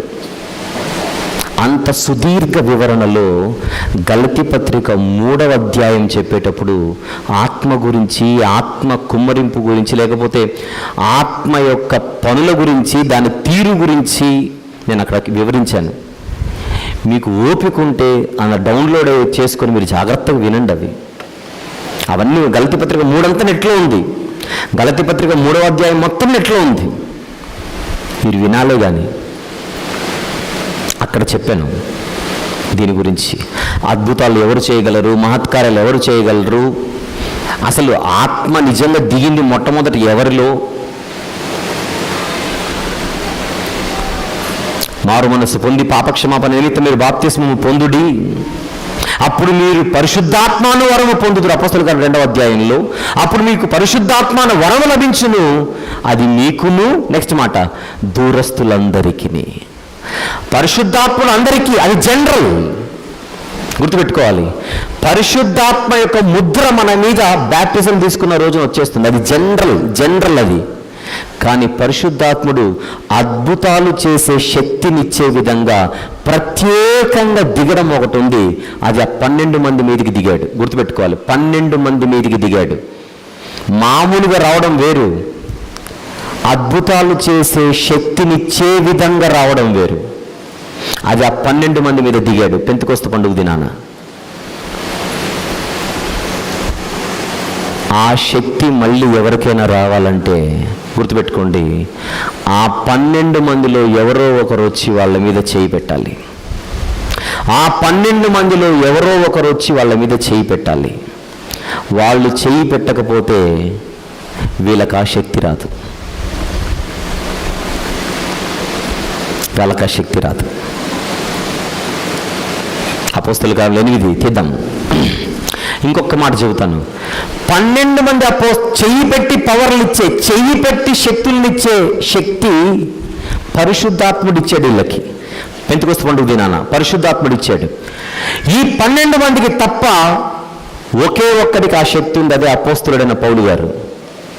ప్రపంచ క్రైస్తవ చరిత్రలో ఈ 13 మందికి తప్ప అవతల వాడి మీద చెయ్యి పెట్టి అద్భుతాలు చేసే శక్తిని ఇవ్వడం ఎవ్వరికీ లేదు. చూద్దాం. అపోస్తలుల కార్యములు 8వ అధ్యాయం. అద్భుతాలు కానీ, భాషలు మాట్లాడడం కానీ, ఇవన్నీ కూడా వాళ్ళు చేయి పెట్టాలి. 8:17 చూద్దాం. 8:17. అప్పుడు పేతురు, యోహాను అపోస్తలులు వారి మీద చేతులుంచగా వారు పరిశుద్ధాత్మను పొందిరి. అపోస్తలులు చేతులుంచుట వలన పరిశుద్ధాత్మ అనుగ్రహింపబడినని సీమోను చూచి వాళ్ళ ఎదుట ద్రవ్యం పెట్టి, నేను కూడా, నాకు కూడా పవర్ ఇవ్వండి ప్లీజ్ అన్నాడు. అపోస్తలులు చేయి పెట్టాలి, అపోస్తలులు చేయి పెట్టాలి. నెక్స్ట్ అదే అపోస్తలుల కార్యములు 19వ అధ్యాయం 6వ వచనము చూద్దాం. 6 తర్వాత పౌలు వారి మీద చేతులుంచగా పరిశుద్ధాత్మ వారి మీదికి వచ్చెను. అది మీరు క్యాచ్ చేయాలి ఇక్కడ పాయింట్. పెంతెకొస్తు పండుగ దినాన పరిశుద్ధాత్ముడు వీరి మీద దిగాడు. మళ్ళీ మిగిలిన వాళ్ళందరూ ఫిలిప్పు అద్భుతాలు చేశాడు. చేశాడు. సమరయ పట్టణానికి వెళ్ళి ఫిలిప్ అద్భుతాలు చేయలేదా? చేశాడు. స్టెఫెను చేశాడు. మరి స్టెఫెనుకు, ఫిలిప్కి, వీళ్ళందరికీ అద్భుతాలు చేసే శక్తి ఎక్కడి నుంచి వచ్చిందంటే వీళ్ళు చేయబెట్టారు.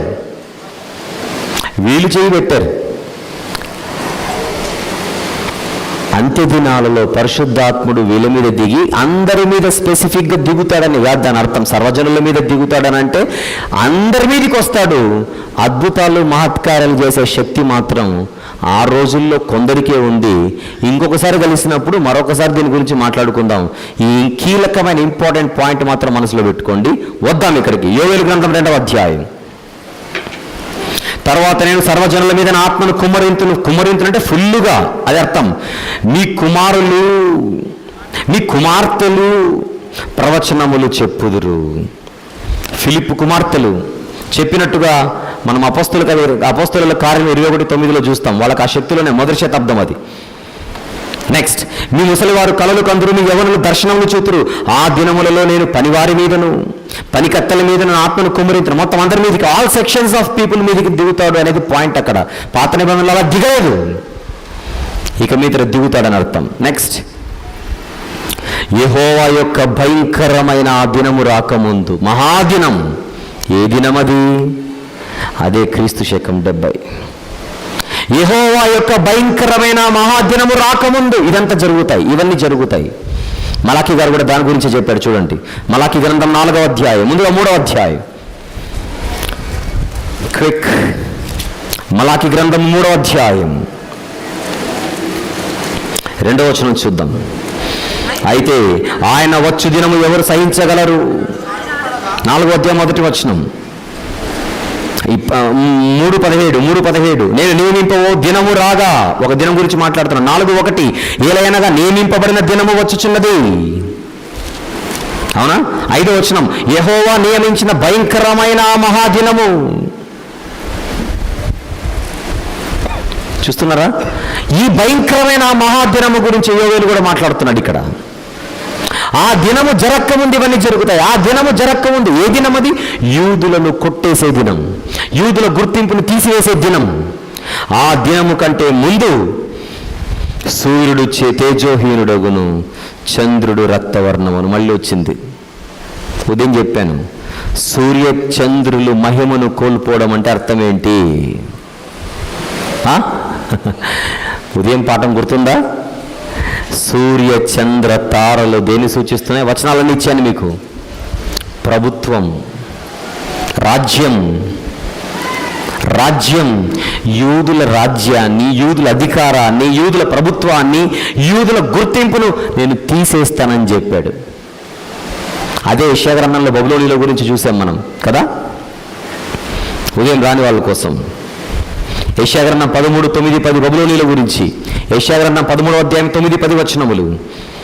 యెషయా గ్రంథం 34:4. అలాగే మత్తయి సువార్త 24 కూడా చూద్దాం. మత్తయి సువార్త 24లో కూడా ఈ మాట చూద్దాం.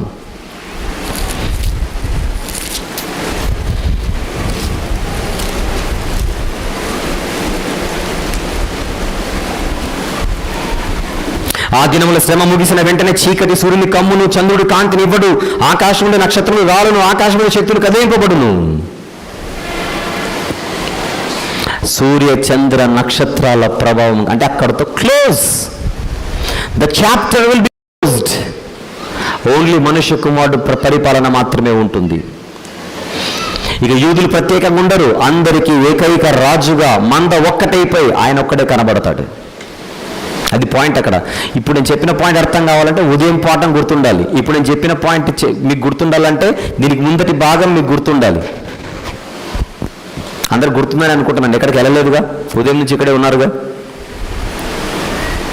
నెక్స్ట్, యెహోవా సెలవిచ్చినట్లు ఆకాశమందు సూచనలు, సూర్యచంద్ర నక్షత్రాలలో మార్పు, ఇవన్నీ వస్తున్నాయనంటే ఇప్పుడు నేను చెప్పిన వచనాలన్నీ, ఉదయం చెప్పింది, ఇప్పుడు చెప్పింది, మొత్తం అన్నీ కూడా మీరు మనసులో పెట్టుకోండి. సూర్యుడు అంటే నిజంగా సూర్యుడు, చంద్రుడు అంటే నిజంగా చంద్రుడు, నక్షత్రం అంటే నిజంగా నక్షత్రం. అక్కడికి వెళ్ళకండి. ఇక్కడ జోక్ ఏంటంటే, ఇప్పుడు వెంటనే 3వ అధ్యాయంలోకి వెళ్ళిపోతాం. 3వ అధ్యాయంలో అన్ని జనులకు ఆయన తీర్పు విధిస్తాడు. అక్కడ కూడా సూర్యచంద్రుల గురించి ఉంటుంది చూడండి. ఇక్కడ ఒక మాట చెప్తాను మీకు ఇప్పుడు క్లూ అందిస్తాను. 9వ వచనం చదవండి ఒకసారి. 3:9. అన్యజనులకి సమాచారము ప్రకటన చేయుడి. త్వరలో మీ తోలు వచ్చే రోజు ఒకటి ఉందని చెప్తున్నాడు. అన్యజనులకు, అది యూదులకు కాదు. ఇప్పుడు వాళ్ళకు చెబితే ఏమంటున్నాడు? 15వ వచనంలో సూర్యచంద్రులు తేజోహీనులైరి, నక్షత్రములు కాంతి తప్పిపోయిన. ఏంటి ఇన్నిసార్లు కాంతి తప్పి ఇన్నిసార్లు సూర్యుడు చీకటి కమ్ముతాడా? ఎన్నిసార్లు జరుగుతుంది? అక్షరార్థమైన అర్థ భావానికి మీరు వెళ్ళకండి. అది అలంకార రూపకమైన భాషా ప్రయోగం.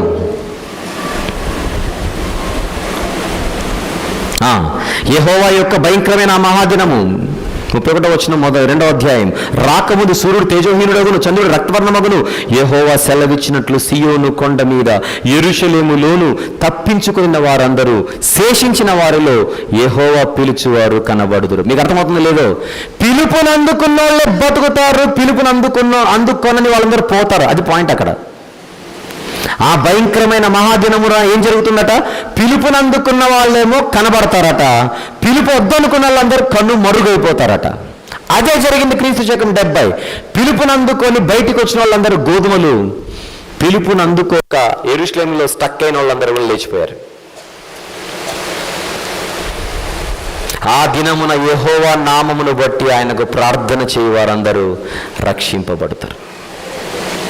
ఒక మాటలో చెబుతాను, ఆత్మ సంబంధమైన రాజ్యాన్ని స్థాపించడానికి వచ్చిన యేసు ప్రభువును గుర్తించక లోక సంబంధమైన రాజ్యాన్ని స్థాపించడానికి ప్రయత్నించి రోమీలపై తిరుగుబాటు చేసి యెరూషలేములో కోర్ కమిటీ మీటింగ్లు పెట్టుకున్నారు పరిసయ్యులు లాంటి వారు. ఈ క్వశ్చన్ పేపర్ లీక్ అయి వాళ్ళ ప్లాన్లో వాళ్ళుండి రోమీలు రెడ్ హ్యాండెడ్ వీళ్ళని పట్టుకోవడానికి బయలుదేరి వీళ్ళను చుట్టుముట్టేసి యెరూషలేములో ఉన్న వాళ్ళందరినీ పట్టేసి కాల్చేశారు, చంపేశారు. జరుగుతున్నవన్నీ సూచనలు అన్నీ కూడా అపోస్తలు లాంటి వాళ్ళు ముందే పసిగట్టి యేసుప్రభు చెప్పాడు, జనం మీదికి జనం, రాజ్యం మీదికి రాజ్యం అని జరుగుతాయి సూచనలు.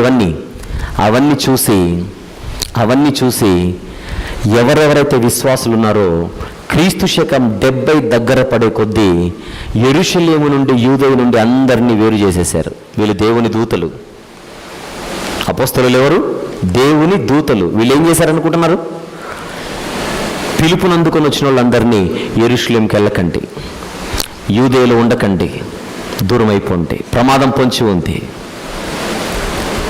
అప్పుడు భక్తులైన గోధుమ లాంటి వాళ్ళందరూ యెరూషలేం నుంచి దూరం అయిపోయారు. వాళ్ళందరూ చక్కగా సేవ చేసుకున్నారు. మూర్ఖులందరూ కూడా లోపలికి వచ్చి బుక్కై కనుమరుగైపోయారు. యెహోవాను బట్టి ప్రార్థన చేయ వారందరూ కూడా రక్షణ పొందారు. ఇది ప్రవచన నెరవేర్పు. యోవేలు గ్రంథం 2వ అధ్యాయం సమాప్తం. డౌట్స్ ఇప్పుడు తర్వాత 3 భాగాలు, 3 ముఖ్య భాగాలు. 2 భాగాలు ముగించుకొని 3వ ముఖ్య భాగములో 2 పార్ట్స్ ఉన్నాయి. Part A, part B. Part ఏగా దీన్ని ఎందుకు తీశానంటే పార్ట్ బి పెద్దగా కనపడుతున్న పార్ట్ ఏలో వివరణ ఎక్కువ ఉంది. పార్ట్ బి పెద్దగా కనపడుతున్న పార్ట్ ఏలో వివరణ ఎక్కువ ఉందని దాన్ని పక్కకు తీసేసాను. కొద్ది నిమిషాల పాటు పార్ట్ బి వినేద్దాం. 3వ అధ్యాయం ప్రారంభం. క్విక్. యోవేలు గ్రంథం 3వ అధ్యాయం ప్రారంభం. దీనికి మీరు టైటిల్ రాసుకోవాలి, దేశములపై దేవుని తీర్పు. రాసుకోండి. పార్ట్ బికి టైటిల్ ఏంటి? దేశములపై దేవుని తీర్పు.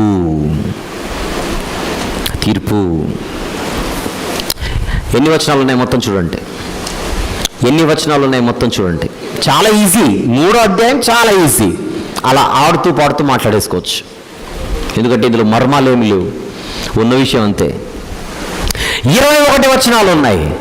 21 వచనాలు కలిగిన ఈ 3వ అధ్యాయాన్ని 2 భాగాలుగా విడగొడుతున్నాను. మళ్ళీ పార్ట్ బిని 2 భాగాలుగా. మొదటి నుంచి 16 వచనాలు మొదటి భాగం, మొదటి నుండి 16 వచనాలు మొదటి భాగం. ఒకసారి 16వ వచనం చూడండి. 16వ వచనం మాత్రమే చూడండి. గర్జించుచున్నాడు, యెరూషలేము నుండి తన స్వరము వినబడుచున్నది. భూమి ఆకాశములు వణుకుచున్నవి. వణుకుచున్నవి వరకు మాత్రమే, వణుకుచున్నవి వరకు మాత్రమే మీరేం రాసుకోవాలి? మొదటి వచనం నుండి 16వ వచనం సగం మీరు రాసుకోవడం 16a అని రాసుకోండి. దానికి 16a అని రాసుకోండి. అంటే 16వ వచనాన్ని మాత్రం సగం సగం విడగొడుతున్నా. అక్కడ రెండు విషయాలు ఉన్నాయి, అందుకోసమే మొదటి వచనం నుంచి 16a అని రాసుకోండి. అయితే అనే పదం నుంచి 16ని కిందికి వేసేద్దాం. మళ్ళీ అయితే నుండి 21వ వచనం వరకు రెండో భాగం, అయితే నుంచి 21వ వచనం వరకు, 16వ వచనంలో అయితే నుండి కిందున్న 21వ వచనం వరకు చివరి భాగం. క్లియర్? వెళ్ళిపోదాం. పార్ట్ బి, మొదటి 16 వచనాలు మొదటి భాగం, మొదటి 16 వచనాలు మొదటి భాగం. ఈ 16 వచనాలను చూద్దాం జాగ్రత్తగా. నోట్స్ రాసుకుంటే వాళ్ళు జాగ్రత్త రాసుకోండి. ఈ 16 వచనాలను మొదటి 2 వచనాలు ఒక గ్రూప్ ఉపభాగం, మొదటి 2 వచనాలు ఒక ఉపభాగం, 3 నుంచి 8 ఒక ఉపభాగం, 3 నుంచి 8 ఒక ఉపభాగం, 9 నుంచి 12 ఇంకొక ఉపభాగం, 13 నుంచి 16a మొత్తం ఎన్నైనా చెప్పాలి. 1 2 3 4 ఉపభాగాలు. క్లియర్? 4 ఉపభాగాలు చెప్పాలి. మొదటి 2 వచనాలు ఒక ఉపభాగం, 3 నుంచి 8 ఒక ఉపభాగం, 9 నుంచి 12 మరొక ఉపభాగం, 13 నుంచి 16a. క్లియర్? మొదటి 2 వచనాలు, మొదటి 2 వచనాలు ఏంటి? దీనంతటికి టైటిల్ ఏమని ఇచ్చాను? దేశములపై దేవుని తీర్పు. దేశములపై దేవుని తీర్పు. ఇంతవరకు యూదుల గురించి మాట్లాడిన దేవుడు ఇప్పుడు యూదులను పక్కన పెట్టి మిగిలిన వాళ్ళు ఓవర్ యాక్షన్ చేసిన వాళ్ళు చాలామంది ఉన్నారు. అక్కడ ఛాన్స్ దొరికింది కదా అని వాళ్ళందరిపై దేవుని తీర్పులు వెల్లడిపరుస్తున్నాడు. మొదటి 2 వచనాలకి మీరు రాసుకోవాల్సిన టైటిల్ బయలుపరచబడిన దేవుని తీర్పు. రాసుకోండి, బయలుపరచబడిన దేవుని తీర్పు. అది మనసులో పెట్టుకొని 2 వచనాలు చదువుదాం. ఆ దినములలో అనగా యూదా వారిని యెరూషలేము కాపురస్తులు నేను చెరలో నుండి రప్పించు కాలమున. అది పాయింట్ అక్కడ. చెరకెళ్తారు వీళ్ళు, చెర నుంచి తిరిగి వస్తారు వీళ్ళు. చెరకు వెళతారు వీళ్ళు, చెర నుండి తిరిగి వస్తారు. చెర నుండి తిరిగి వచ్చిన తర్వాత నేను వీళ్ళ భరతం పడతానంటున్నాడు. ఎవరి భరతం? అన్యజనుల భరతం. చూడండి, అన్యజనులందరినీ సమకూర్చి యెహోషాపాతు లోయలోనికి తోడుకొని పోయి వారు ఆయా దేశములలోనికి నా స్వాస్థ్యముకు ఇశ్రాయేలును చెదరగొట్టి నా దేశమును తాము పంచుకొనుటను బట్టి నా జనుల పక్షమున అక్కడ నేను ఆ అన్యజనులతో వ్యాజ్యమాడుదును. అన్యజనులతో వ్యాజ్యమట అంటే ఇశ్రాయేలీలు యూదులు చెరలోకి వెళ్ళేటప్పుడు మిగిలిన పక్కటోళ్ళు కొంచెం ఓవర్ యాక్షన్ చేశారు ఎక్కువగా. మీకు పాయింట్ అర్థం కాదని కరెక్ట్గా చెప్తాను. క్లాస్ రూమ్లో టీచర్ గారు బెత్తం తీసుకొని ఒక విద్యార్థిని కొడుతున్నాడట తప్పు చేసినందుకు. కొడుతుంటే పక్కనున్న నవ్వుతున్నాడట. పాయింట్, టీచర్ బెత్తం తీసుకొని విద్యార్థిని కొడుతుంటే పక్కన నవ్వుతుంటే అబ్జర్వ్ చేస్తున్న టీచర్ గారు వీడిని కొట్టడం మానేసి నువ్వు లేరా అన్నాడు. వాడిని కొట్టుడు, నీకు సుత కొట్టుడు.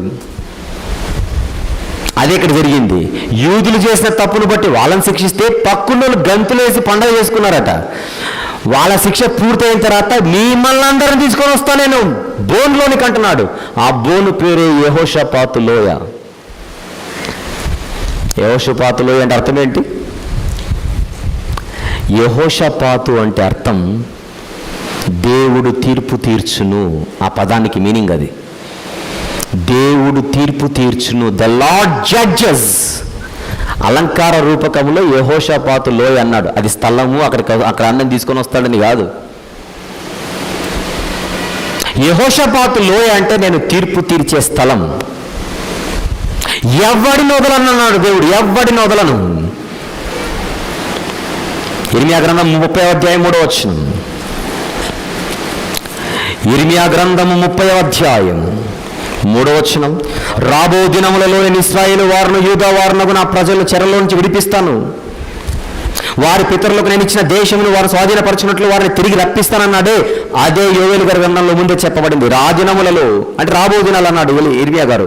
నేను యూదా వారిని యెరూషలేము కాపురస్తులను చెరలోని రప్పించు కాలమున అన్యజనులందరినీ సమకూర్చి యెహోషాపాతు లోయలోనికి తోడుకొని పోయి వారు ఆయా దేశంలోనికి నా స్వాస్థ్యము ఇశ్రాయేలును చెదరగొట్టి నా దేశమును తాము పంచుకున్నట్టును బట్టి నా జనుల పక్షమున అక్కడ నేను ఆ అన్యజనులతో వ్యాజ్యమాడుతును.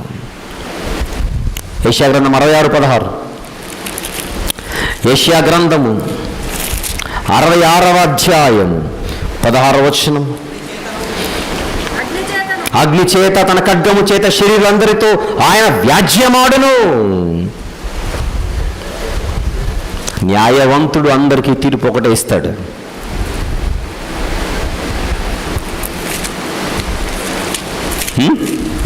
మొదటి రెండు వచనాలు ఏం తెలియజేస్తున్నాయి? మొదటి రెండు వచనాలు బయలుపరచబడిన దేవుని తీర్పు. ఇక 3-8 వచనాలు దీనికి రాసుకోండి. 3-8 వచనాలు ఎందుకు తీర్పు వీళ్ళకి?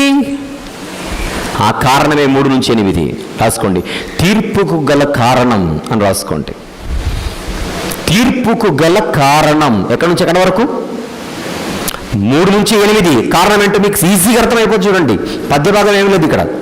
ఎందుకు తీర్పు అంటే 3వ వచనం, వారు నా జనుల మీద చీట్లు వేసేకు బదులుగా ఒక బాలుని ఇచ్చి ద్రాక్షారసము కొనుటకై ఒక చిన్నదానినిచ్చి త్రాగుచూ వచ్చిరి కదా.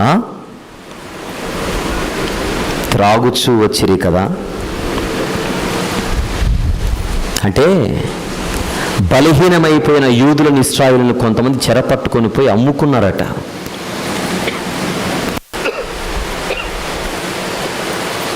నా జనుల మీద చీట్లు వేసేక బదులుగా ఒక బాలుని ఇచ్చి ద్రాక్షారసము కొనుటకై ఒక చిన్న దానిని ఇచ్చి త్రాగొచ్చు వచ్చింది కదా.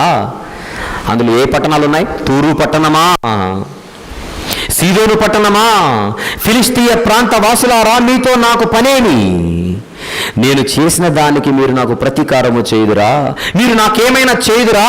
నా వెండిని నా బంగారం మీరు పట్టుకొని పోతుంది, నాకు ప్రియమైన మంచి వస్తువులను పట్టుకొని పోయి మీ గుళ్ళల్లో ఉంచుకుంటురి. యూదా వారిని యెరూషలేము పట్టణపు వారిని తమ సరిహద్దులకు దూరంగా నివసింపచేయుటకై మీరు వారిని గ్రేకీయులకు అమ్మివేసితిరి.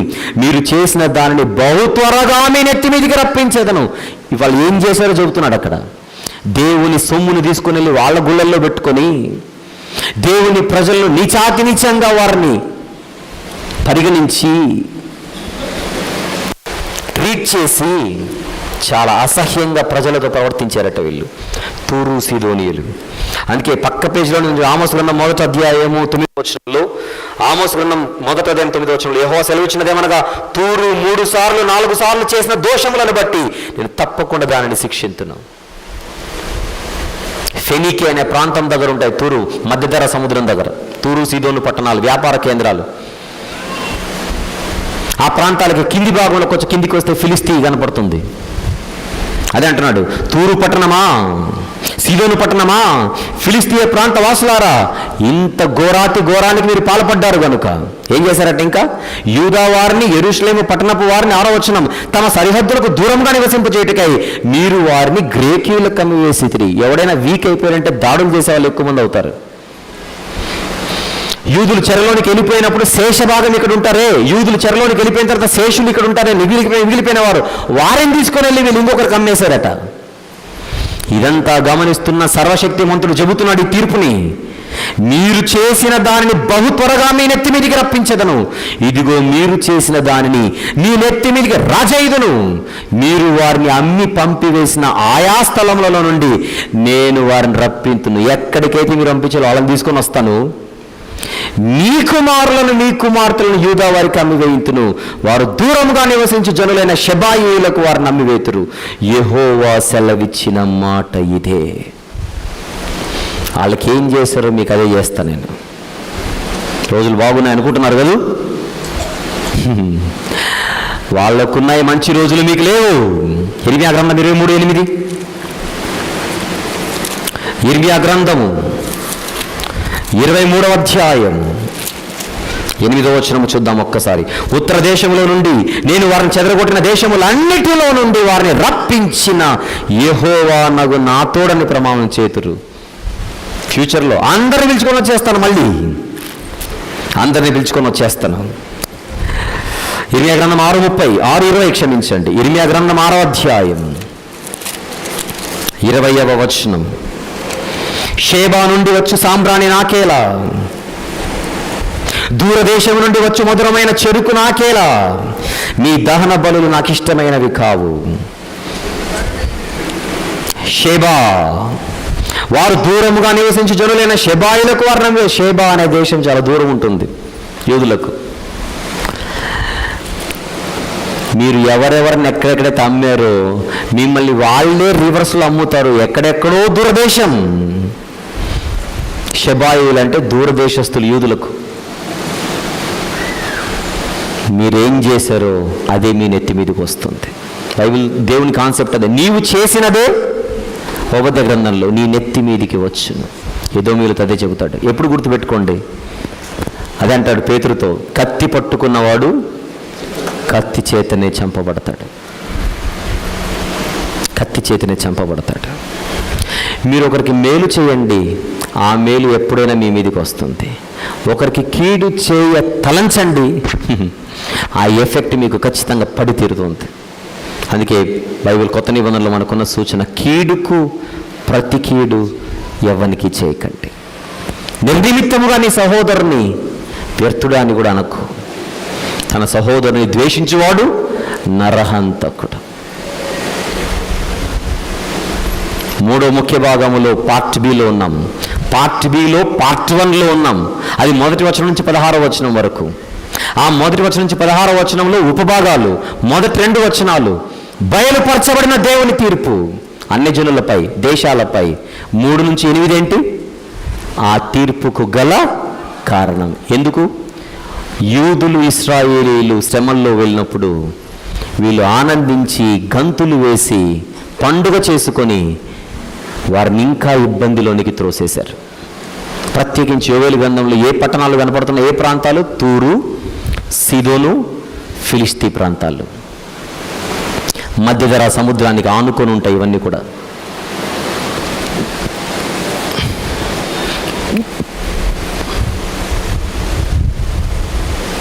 మొదటి 2 వచనాలు పూర్తి, 3 నుంచి 8 వచనాలు పూర్తి. కారణమైపోయింది. ఇప్పుడు 9 నుంచి 12. 9 నుంచి 12 దీనికి ఏమని రాసుకుంటారు? తీర్పును గూర్చిన ప్రకటన. తీర్పును గూర్చిన కారణం రాశారు, తీర్పును గూర్చిన ప్రకటన మీరు రాసుకోండి. ఇప్పుడు ఈ టైటిల్స్ నేను ఇవ్వకపోతే రేపు యోవేలు గ్రంథం మీరు ఎన్నిసార్లు చదివినా మీకు అర్థం కాదు. ఆ జాగ్రత్త వహిస్తున్నాను ఇక్కడ. తీర్పును గురించిన ప్రకటన విందాం జాగ్రత్తగా. ఎవరికి ప్రకటన? 9వ వచనం. అన్యజనులకి సమాచారం ప్రకటన చేయుడి. చెప్పండి, వాళ్ళకి చెప్పాలి, మీరు వారికి అంటున్నాడు. అన్యజనులకు ప్రకటన చేయాలి మీరు. యుద్ధము ప్రతిష్ఠించుడి. ఎవరికి? వాళ్ళని చెప్తున్నాడు. ఎవరై రండి, దేవుడు పిలుస్తున్నాడు అన్యజనులతో. రండి, కమాన్. రింగులో ఆల్రెడీ నేను ఉన్నాను, రింగు ఖాళీగా ఉంది, రండి. ఇశ్రాయేలీలకు యూదులకు నేనేదో శిక్ష విధిస్తే మీరు చాలా ఓవర్ చేశారు కదా.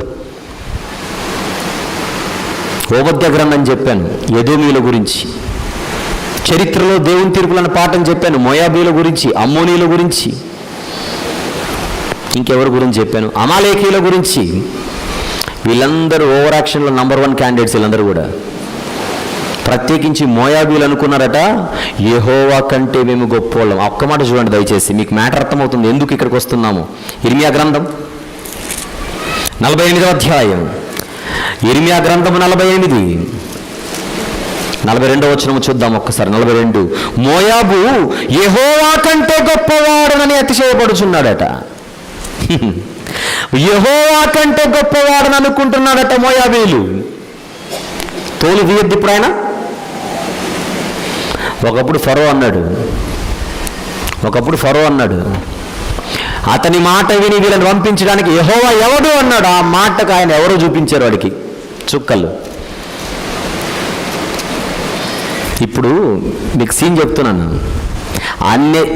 అన్య జనాలకు చెప్పండి.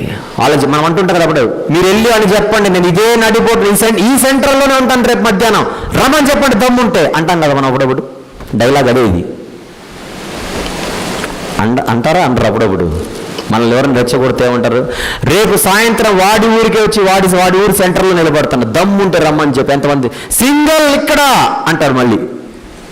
అదే అంటున్నాడు దేవుడు, అదే అంటున్నాడు. అన్యజనులు ఏం చేయాలట, యుద్ధము ప్రతిష్ఠించమని చెప్పండి వాళ్ళకి, బలాఢ్యులను రేపమని చెప్పండి, వీక్ ఫెలోస్ తెచ్చుకోకండి నా దగ్గరికి, నీ దగ్గర స్ట్రాంగెస్ట్ పీపుల్ ఎవరుంటారో వాళ్ళని తెచ్చుకోండి రా అంటున్నాడు దేవుడు ఇక్కడ. పోర్టు మొగోళ్ళు అనే వాళ్ళు నీ దగ్గర ఉంటారే వాళ్ళని తెచ్చుకో. ఇంకా యోధులందరూ సిద్ధపడి రావాలి. ఊపితే ఎగిరిపోయే వాళ్ళొద్దు, నాకు ఊపితే ఎగిరిపోయే వాళ్ళొద్దు, కండలు పెంచిన కండలు తిరిగినటువంటి వాళ్ళు రావాలి.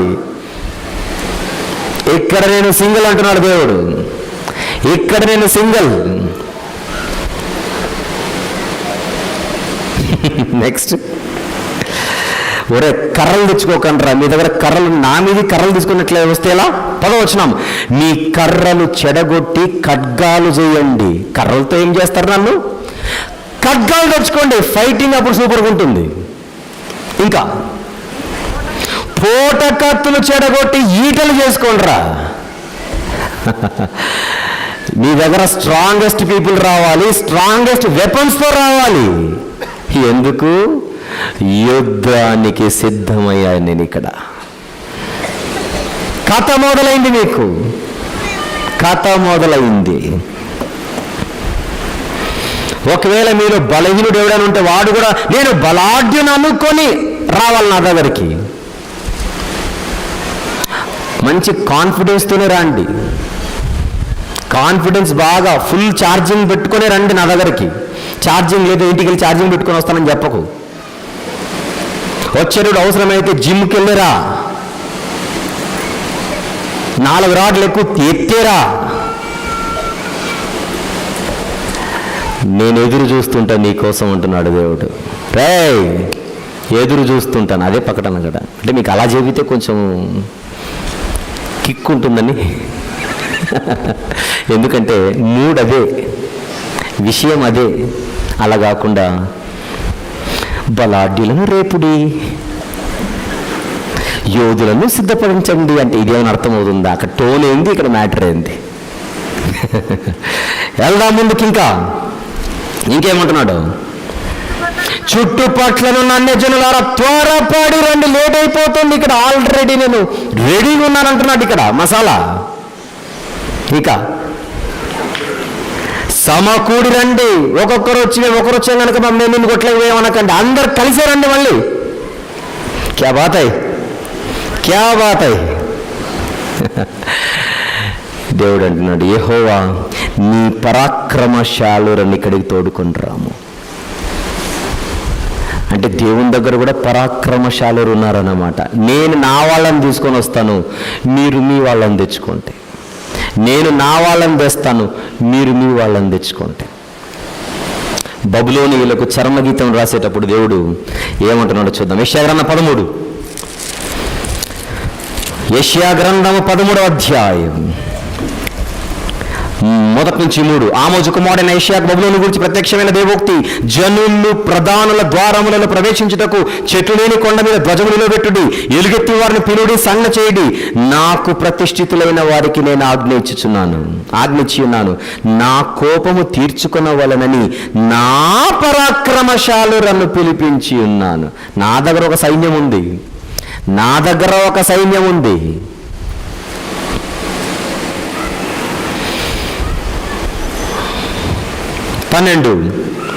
యోవేలు గ్రంథం 3:12. నలుదిక్కులనున్న అన్యజనులకు తీర్పు తీర్చుటకై నేను యెహోషాపాతు లోయలో ఆసీనుడనవుదును, అన్యజనులు లేచి అచ్చటికి రావాలి. ఎక్స్క్యూజ్ మీ, ఇవన్నీ చూసిన తర్వాత నిజంగా దేవుడు దిగొచ్చి నిజంగా యుద్ధము చేసి మనోళ్ళేమో అణుబాంబులు తీసుకొని వస్తారు, ఆయన ఆయుధాలు తెచ్చుకుంటాడు. అలా ఊహించుకోకండి. మనకు అర్థం కావడానికి ఆ పదజాలం. కర్రలు కాదురా, ఈటలు తెచ్చుకోండి, ఖడ్గాలు తెచ్చుకోండి, అవన్నీ చూసరికి నిజంగా యుద్ధం జరుగుతుందేమో అనుకోకండి. యుద్ధం ఏంటో చెప్పనా? దేవునికి, ఆయన పరాక్రమశాలులకు, సాతానుకి, వాడి యోధులకు. యెహోషాపాతు లోయలో యుద్ధమట, అక్కడ దేవుని తీర్పట.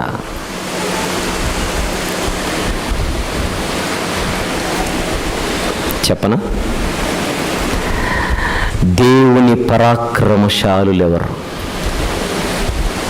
దేవుని పరాక్రమశాలులెవరు? చూద్దాం ఒక వచనం.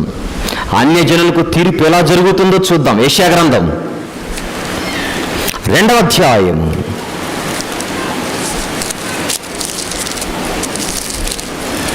2వ అధ్యాయం 4వ వచనం చూద్దాం ఒకసారి. 4వ వచనం. ఆయన మధ్యవర్తి అయి. ఎవరి మధ్యవర్తి? ఎవరి మధ్యవర్తి? ప్రభువైన యేసుక్రీస్తు వారు ఆయన మధ్యవర్తి అయి అన్యజనులకు న్యాయము తీర్చును, అనేక జనములకు తీర్పు తీర్చును, అనేక జనములకు తీర్పు తీర్చును. ఎలా? ఎలా? ఆయన వచ్చినప్పుడు ఆయన మాటల చేత ఎంతోమంది మారు మనసు పొంది, కత్తి పట్టుకునేవారు కత్తులు మానేస్తారు, ఈటెలు పట్టుకున్నవారు ఈటెలు మానేస్తారు. కత్తి లేకుండా, ఖడ్గము లేకుండా, ఆయుధాలు లేకుండా దేవుని వాక్యం అనే ఖడ్గముతో మనసులు మార్చడానికి వాళ్ళు యుద్ధము చేస్తే, ఆయుధాలు తీసుకుని యుద్ధము చేసేవారు ప్రత్యర్థులు. ఆయుధాలు తీసుకొని యుద్ధము చేసేవాళ్ళు ప్రత్యర్థులకు 2 అర్థాలు ఉన్నాయి యోవేలు గ్రంథంలో. ఒకటి, అన్యజనులను వాళ్ళ చాప్టర్ని క్లోజ్ చేస్తానని చెబుతూ మరొక విషయం చెబుతున్నాడు ఇక్కడ. రాబోయే కాలంలో క్రీస్తు వచ్చినప్పుడు అనేక జనములకు ఏం చేస్తాడట చెప్పండి? తీర్పు తీర్చును. 12వ వచనం చదవండి ఇప్పుడు. యోవేలు గ్రంథం 3:12.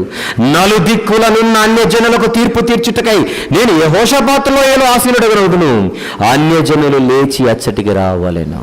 వచ్చారు యేసు ప్రభు దగ్గరికి. ఆ రోజుల్లో అపోస్తుల బోధకు ఆకర్షితులై సర్వజనులు ఆయన దగ్గరకు వచ్చి వాక్యం నేర్చుకున్నారు. సర్వజనులకు సువార్త, అదే కదా చెప్పి, సర్వ సృష్టికి వెళ్ళి, సర్వలోకమునకు వెళ్ళి సర్వ సృష్టికి సువార్త ప్రకటిస్తే అన్యజనులు మారారా లేదా? మారిన వారికి మారని వారికి మధ్య జరిగే చెప్పాలి యుద్ధం. మారిన వారు ధన్యులు, మారని వారు అన్యులు. మారిన వారు ధన్యులు, మారని వారు అన్యులు. తూరుకి, సీదోనుకి, ఫిలిస్తీకి నిజంగానే తీర్పులు తీర్చేశాడు, అది వేరు సంగతి. అది బాహ్య సంబంధమైన తీర్పు.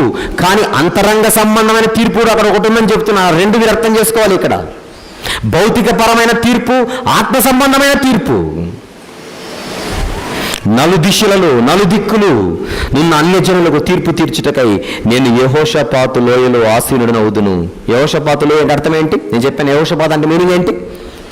దేవుడు తీర్పు తీర్చువాడు, తీర్పు తీర్చే స్థలం. కరెక్ట్గా మాట్లాడితే తీర్పు తీర్చే స్థలం ఎక్కడుందో చెప్పనా? మన చేతిలో ఉన్న వాక్యమే. ఈ వాక్యమే తీర్పు తీరుస్తుంది. మారండి, మారండి, మారండి, మారండి అని ఉదయం నుంచి చెబుతున్నా నేను. ఆ పిలుపుని విని మీలో కొందరు మారి ఇప్పుడు బ్యాప్టిజంకి వెళ్ళారనుకోండి, మీరు ఈ గుంపులోనికి వచ్చేస్తారు. ఎన్ని మార్లు చెప్పినా మారకుండా మారకుండా మారకుండా మీరు బాప్తిస్మ కార్యక్రమానికి సిద్ధపడకపోతే మీకు తీర్పు సిద్ధమవుతుంది. మీరు మారి బ్యాప్టిజం తీసుకోకముందే కన్ను మూస్తే తీర్పు సిద్ధం. ఆ తీర్పు ఎక్కడి నుంచి వస్తుంది? వాక్యాన్ని బట్టి వస్తుంది. అదే సర్వలోకములకు వెళ్ళి సర్వ సృష్టికి సువార్త ప్రకటించుడి, నమ్మి బాప్తిస్మము పొందినవాడు రక్షణ పొందును, నమ్మని వానికి చెప్పాలి శిక్ష. అది తీర్పు, అది తీర్పు. భౌతికంగా తూరు సీదోను ఫిలిస్తీ ప్రాంతాలకు తీర్పు జరిగింది. అట్ ద సేమ్ టైం ఆత్మీయంగా నలుదిక్కులలో ఉన్న అన్ని జనులకు తీర్పు అప్పుడు ప్రారంభమైంది, ఇప్పటికీ జరుగుతోంది. వెళ్దాం ఇంకా ముందుకి. ఎన్నో వచనం అయిపోయింది? 12వ వచనం. ఎక్కడి నుంచి ఎక్కడి వరకు అని చెప్పాను? 9 నుంచి 12. 9 నుంచి 12 వచనాలు ఏంటి? తీర్పును గూర్చిన ప్రకటన. బయలుపరచబడిన తీర్పు మొదటి 2 వచనాలు. తీర్పుకు గల కారణం 3 నుంచి 8. తీర్పును గూర్చిన ప్రకటన ఏమిటి? 9 నుంచి 12. 9 నుంచి 12. రైట్. ఇప్పుడు ఎక్కడికి వెళ్ళాలి మనము? 13 నుండి 16a. 13 నుండి 16a. తీర్పు నెరవేర్పు. రాసుకోండి టైటిల్, తీర్పు నెరవేర్పు. చూద్దాం. పైరు ముదిరినది, కొడవలి పెట్టి కోయుడి, గానుగ నిండి ఉన్నది, తొట్లు పొర్లి పారుచున్నవి, జనుల దోషం అత్యధికమాయను, మీరు దిగిరండి, తీర్పు తీర్చి లోయలో రావలసిన యెహోవా దినము వచ్చేయున్నది. తీర్పుకై జనులు గుంపులు గుంపులుగా కూడి ఉన్నారు. సూర్యచంద్రులు తేజోహీనులైరి, నక్షత్రముల కాంతి తప్పిపోయెను. మళ్ళీ అదే, యెహోవా సియోనులో నుండి గర్జించుచున్నాడు, యెరూషలేములో నుండి తన స్వరము వినబడ చేయుచున్నాడు, భూమి ఆకాశములు వణుకుచున్నవి. అంతవరకే చెప్పాను ఇందాక, అంతవరకే చెప్పాను. సియోనులో నుండి యెరూషలేములో నుండి ఆయన, సియోనులో యెరూషలేములో దేవుడు ఆసీనుడైతే సూర్యచంద్రుల మహిమ ఎలా తగ్గిపోతుంది? ఉదయం నుంచి ఆ బేస్మెంట్ వేసుకుంటూ వస్తున్నాను నేను జాగ్రత్తగా. మళ్ళీ చదువుకుందాం ఆ మాట. ఎక్కడి నుంచి? 14వ వచనం నుంచి. తీర్పు తీర్చి లోయలో రావలసిన యెహోవా దినము వచ్చేయున్నది. తీర్పుకై జనులు గుంపులు గుంపులుగా కూడి ఉన్నారు. సూర్యచంద్రులు తేజోహీనులైరి, నక్షత్రముల కాంతి తప్పిపోయాను. యెహోవా సియోనులో నుండి గర్జించుచున్నాడు. అసలు సియోనులోనికి రాజుగా వచ్చింది ఎవరు? జకర్యా 9:9. యేసు ప్రభువారు. ఎప్పుడైతే యెరూషలేములో యేసుక్రీస్తు వారి పాదాలు అడుగు పెట్టాడో, అడుగిడ్డాయో, అక్కడతోనే అన్యజనులకు చాప్టర్ క్లోజ్ అయ్యే శకం ప్రారంభమైంది. గుర్తుపెట్టుకోవాలి. దానియేలు గ్రంథం 2లో చెప్పిన మాట, ఆ రాజుల కాలములలో పరలోకపు దేవుడు ఒక రాజ్యమును స్థాపించును, ఆ రాజ్యముకు అంతముండదు. అది ఆ ప్రతిమను నలుగగొట్టి చేతి సహాయము లేక తీయబడిన ఆ రాయి సర్వభూతలమంతా చెప్పాలి మహాపర్వతమైపోతుంది. అడుగుతున్నాను, ఎవరా రాయి? యేసుక్రీస్తు వారు. ఎక్కడ ప్రారంభమైంది ఆయన యాత్ర? యెరూషలేములో, సియోనులో. యెరూషలేములో ప్రారంభమైన ఆయన ప్రస్థానం ఈరోజు ప్రపంచమంతా విస్తరిస్తే ఆయన అనుచరులు లేని స్థలము లేదు, ఆయన శిష్యులు లేని స్థలము లేదు. ఆయన రాజ్య మహిమ ముందు ఏ రాజ్య మహిమ కూడా నిలబడట్లేదు. అంతేనా? ఏ రాజ్య మహిమ నిలబడట్లేదు. మన కళ్ళ ముందే ఎన్ని పార్టీలు పుట్టాయి, మన కళ్ళ ముందే ఎన్ని బోర్డులు తిప్పేశారు, మన కళ్ళ ముందే ఎన్ని అగ్రరాజ్యంలో సహితం ఎంతమంది పాలకులు మారిపోతున్నారు, మారిపోయిన వాళ్ళు ఎంతమంది చచ్చిపోతున్నారు. అర్థం చేసుకుంటున్నారా? క్రీస్తు రాజ్యం యెరూషలేములో ప్రారంభమైన క్షణము నుండి ఏ రాజ్యానికి కూడా మహిమ లేకుండా మాయమైపోయింది. అదే సూర్య చంద్రుల తేజస్సు ఏమైపోతుంది? మరుగైపోతుంది. అది చూడండి, సియోనులో యెహోవా అడుగుపెట్టిన తర్వాత, అంటే తన కుమారుని ద్వారా. 15వ వచనం, సూర్య చంద్రులు తేజోహీనులైరి, నక్షత్రముల కాంతి తప్పిపోయెను. ప్రజలందరి చూపు సియోను మీదకి వస్తుంది. ప్రతి ఒక్కరి తీర్పు యెరూషలేము దగ్గర నుంచి ప్రారంభమవుతుంది. ఎందుకు అని అడిగితే, క్రీస్తు సంఘ స్థాపన పెంతెకొస్తు పండుగ దినాన యెరూషలేములో జరిగింది. క్రీస్తు సార్వత్రిక సంఘానికి కేంద్ర స్థానం ఎక్కడ ఒకప్పుడు స్టార్ట్ అయింది చెప్పండి? యెరూషలేము. అక్కడ నుంచే సువార్త బయటికి వెళ్ళింది. అక్కడ నుండే సువార్త బయటికి వెళ్ళింది. ఆ సువార్త నలు దిశలలో వెదజల్లబడుతోంది. నలు దిశలలో వెదజల్లబడుతున్నటువంటి ఆ సువార్తకు ఎంతో మంది ఆకర్షితులై రక్షణ పొందుతుంటే ఒకవైపు, మరికొంతమంది ఆ సువార్త పిలుపును అందుకోక శిక్షకు పాత్రులవుతున్నారు. శిక్షకు పాత్రులయ్యే వారందరికీ తీర్పు వారి మీదకి వస్తుంటే, పిలుపును అందుకొని లోపలికి వచ్చిన వారికి రక్షణ వస్తుంది. రక్షణ వస్తుంది.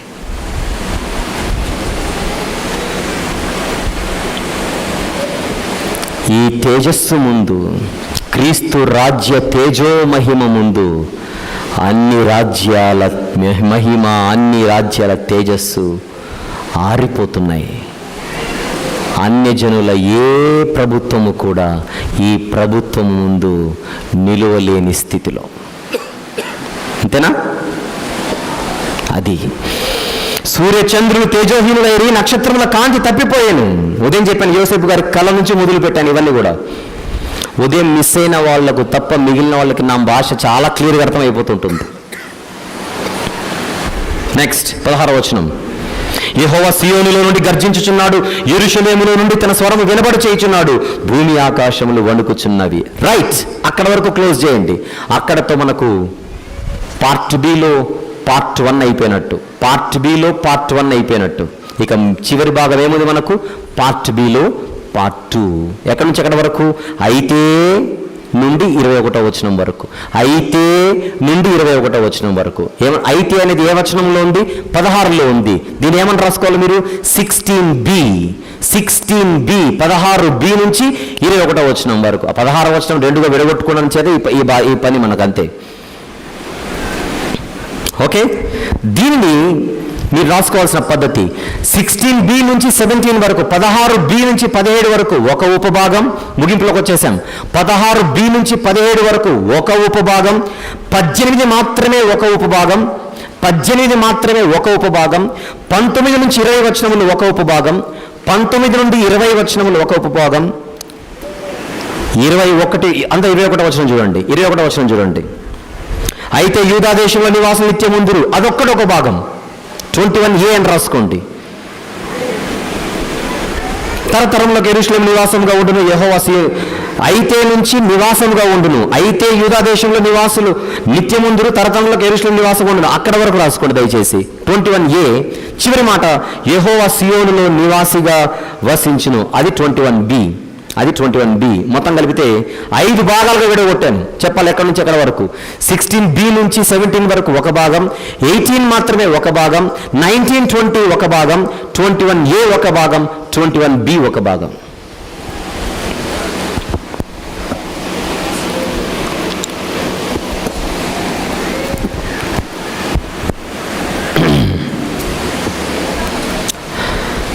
ముగింపు వచ్చేయండి. 16వ వచనములోని 2వ భాగం. అయితే తీర్పు గురించి మాట్లాడుకున్నాం. మొదటి వచనం నుంచి 16వ వచనం మధ్యలో వరకు అన్యజనులకు తీర్పు, అన్యజనులకు తీర్పు, అన్యజనులకు తీర్పు. రైట్. అయితే యెహోవా తన జనులకు ఆశ్రయమగును, ఇశ్రాయేలీయులకు దుర్గముగా ఉండును. అవును, ఇశ్రాయేలీయులు అంటే ఎవరు? ఇశ్రాయేలీయులు అంటే మన గ్రంథ ప్రారంభం 12 గోత్రాల వాళ్ళతోనే మొదలైంది. కానీ ఇక్కడికి వచ్చేసరికి సీన్ మారింది, విషయం మారింది, వాతావరణం మారింది. యేసు ప్రభు యెరూషలేములో అడుగు పెట్టిన తర్వాత ఇశ్రాయేలీయులు మారిపోతున్నారు. ఇప్పుడు ఎవరో చూద్దాం. ఇశ్రాయేలీయులు గలతీ పత్రిక 6. గలతీ పత్రిక 6వ అధ్యాయం 15-16 వచనములు చూద్దాం. 15-16 వచనములు చూద్దాం. ఇంపార్టెంట్. క్రొత్త సృష్టి పొందుటయే గాని ఎవరైనా క్రొత్త సృష్టి ఎలా పొందుతారు? 2 కొరింథీ 5:17.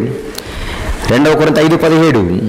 ఎవడైనను క్రీస్తునందు ఉన్న యెడల వాడు నూతన సృష్టి. రైట్, అదే మనసులో పెట్టుకుని ఇక్కడికి వచ్చేయండి. క్రొత్త సృష్టి అంటే క్రీస్తునందు ఉండుట. క్రొత్త సృష్టి పొందుటే గాని సున్నతి పొందుట ఎందేమీ లేదు, సున్నతి పొందకపోవటం ఏమీ లేదు.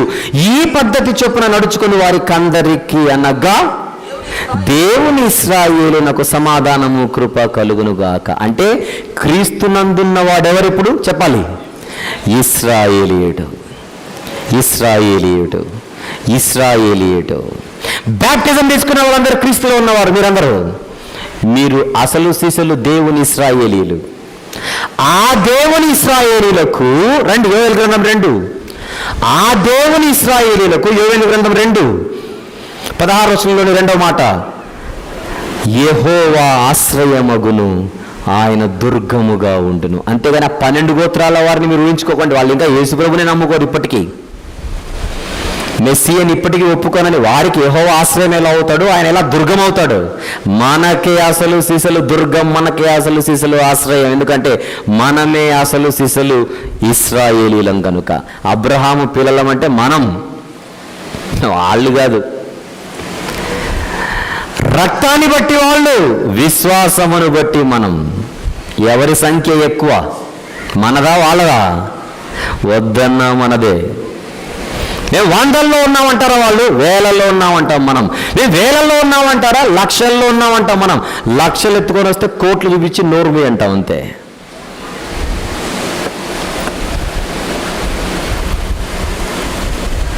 ఎట్లా లాగుతున్నామో చూస్తున్నారా బండిని? మీరు అలిసిపోయారని నాకు బాగా తెలుసు.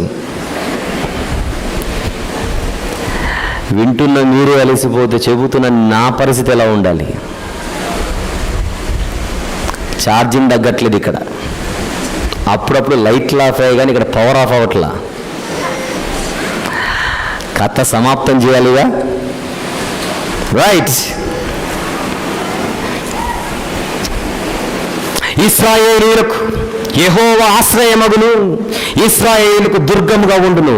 అన్యులిక మీద దానిలో సంచరింపకుండా యెరూషలేము పరిశుద్ధ పట్టణముగా ఉండును. యెరూషలేం అంటే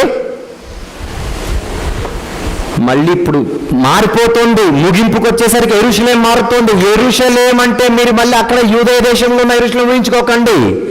ఈ యెరూషలేం అంటే క్రీస్తు సంఘం. యెరూషలేం అంటే క్రీస్తు సంఘం. ఆ క్రీస్తు సంఘమే పరిశుద్ధ పట్టణం. ఆ పరిశుద్ధ పట్టణములో అన్యజనులు సంచరించలేరు. మీరు పొరపాటున ఆ యెరూషలేమే ఈ యెరూషలేం అనుకుంటే ఏమంటే, మొన్న మా వాళ్ళు కూడా కొంతమంది ఉన్నారు, వాళ్ళు యెరూషలేంకి హోలీ ప్లేస్, హోలీ టూర్ అని చెప్పేసి వెళ్ళి వచ్చారు, వాళ్ళు వెళ్ళారుగా అని మీరు అంటారు కౌంటర్. యెరూషలేంలో అన్యులు ఎందుకు లేరు? యెరూషలేంలోనే అన్యులు ఎక్కువ ఉన్నారు. ఇప్పుడు యేసుప్రభుని నమ్మని ప్రతి ఒక్కడు అన్యుడే. ఆ యెరూషలేంలోనే ఎక్కువ నమ్మని వాళ్ళు ఉండేది. కానీ ఇక్కడేమంటున్నాడు? అన్యులిక మీద దానిలో సంచరించకుండా యెరూషలేము పరిశుద్ధ పట్టణముగా ఉండును. యెరూషలేం పట్టణం అంటే ఊరు కాదది, పరిశుద్ధ పట్టణమైన క్రీస్తు సంఘం.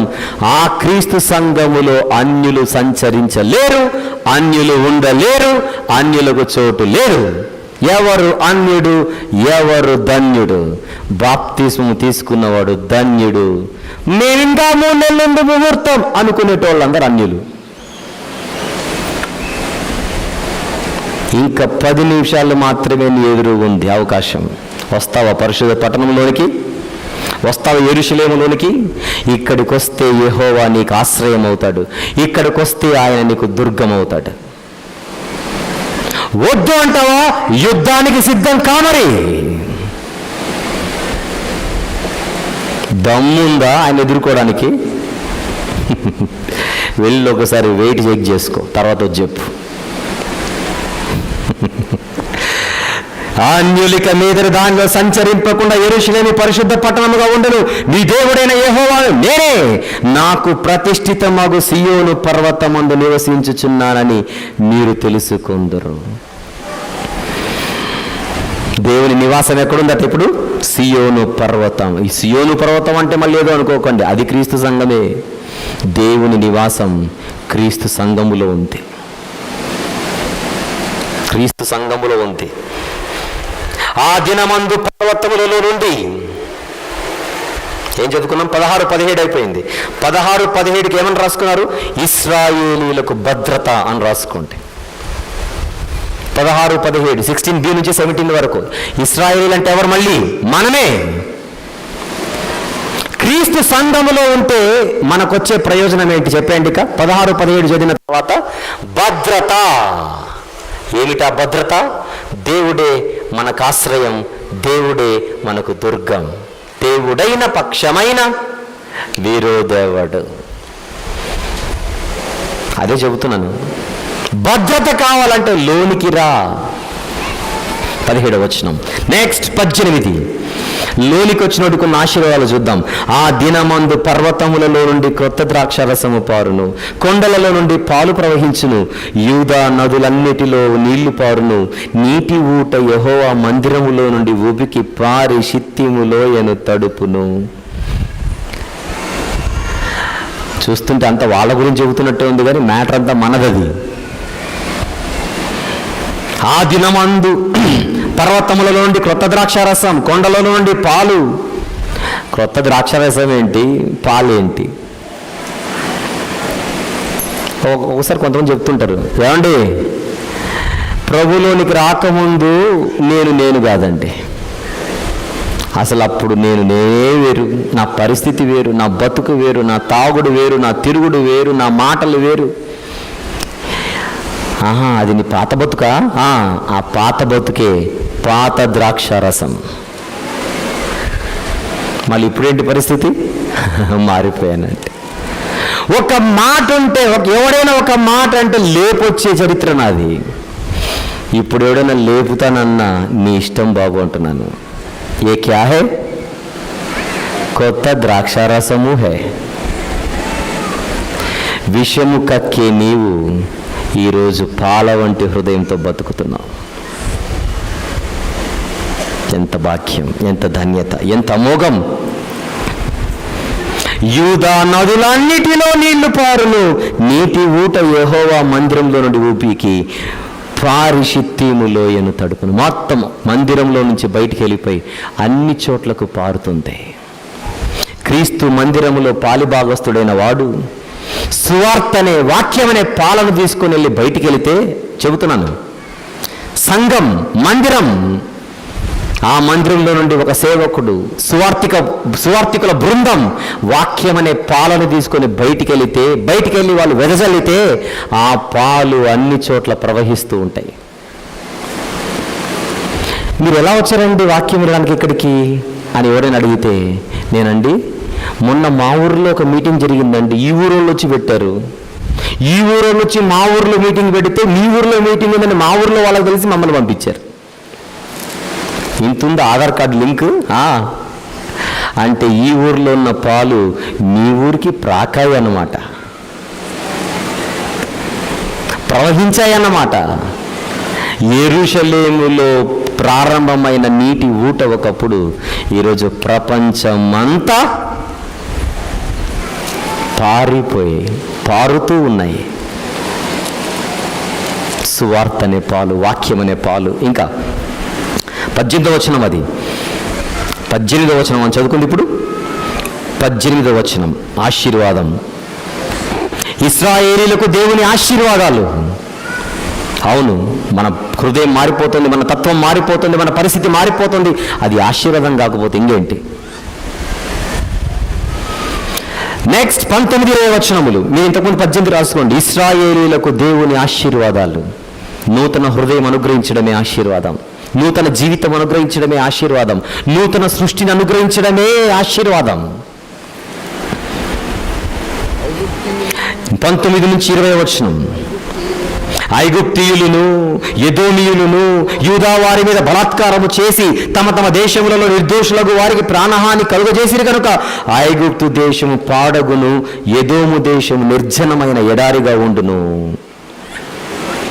ఈలాగున నేను ఇంతకు ముందు ప్రతీకారము చెయ్యని ప్రాణమునకై ప్రతీకారము చేయదు. ఇక్కడ ఐగుప్తీయులు కనపడుతున్నారు, ఎదోమీయులు కనపడుతున్నారు. రెండు అర్థాలు మళ్ళీ. నిజంగా ఆనాటి యూదులను హింసించిన ఐగుప్తీయుల తోలు తీస్తానన్నాడు, ఎదోమీయుల తోలు తీస్తున్నాడు, అది వేరు. అది అక్షరార్థమైనది, కానీ లోపల ఆత్మ సంబంధమైన అర్థం ఏంటో చెప్పనా?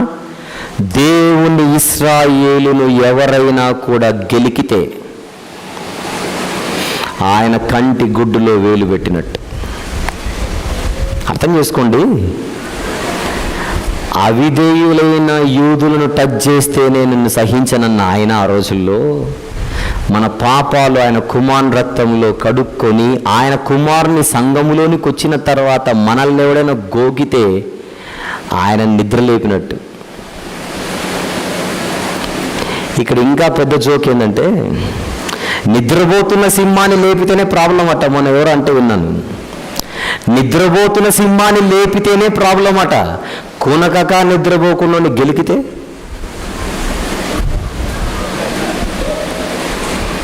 పుట్టగతులుండవు.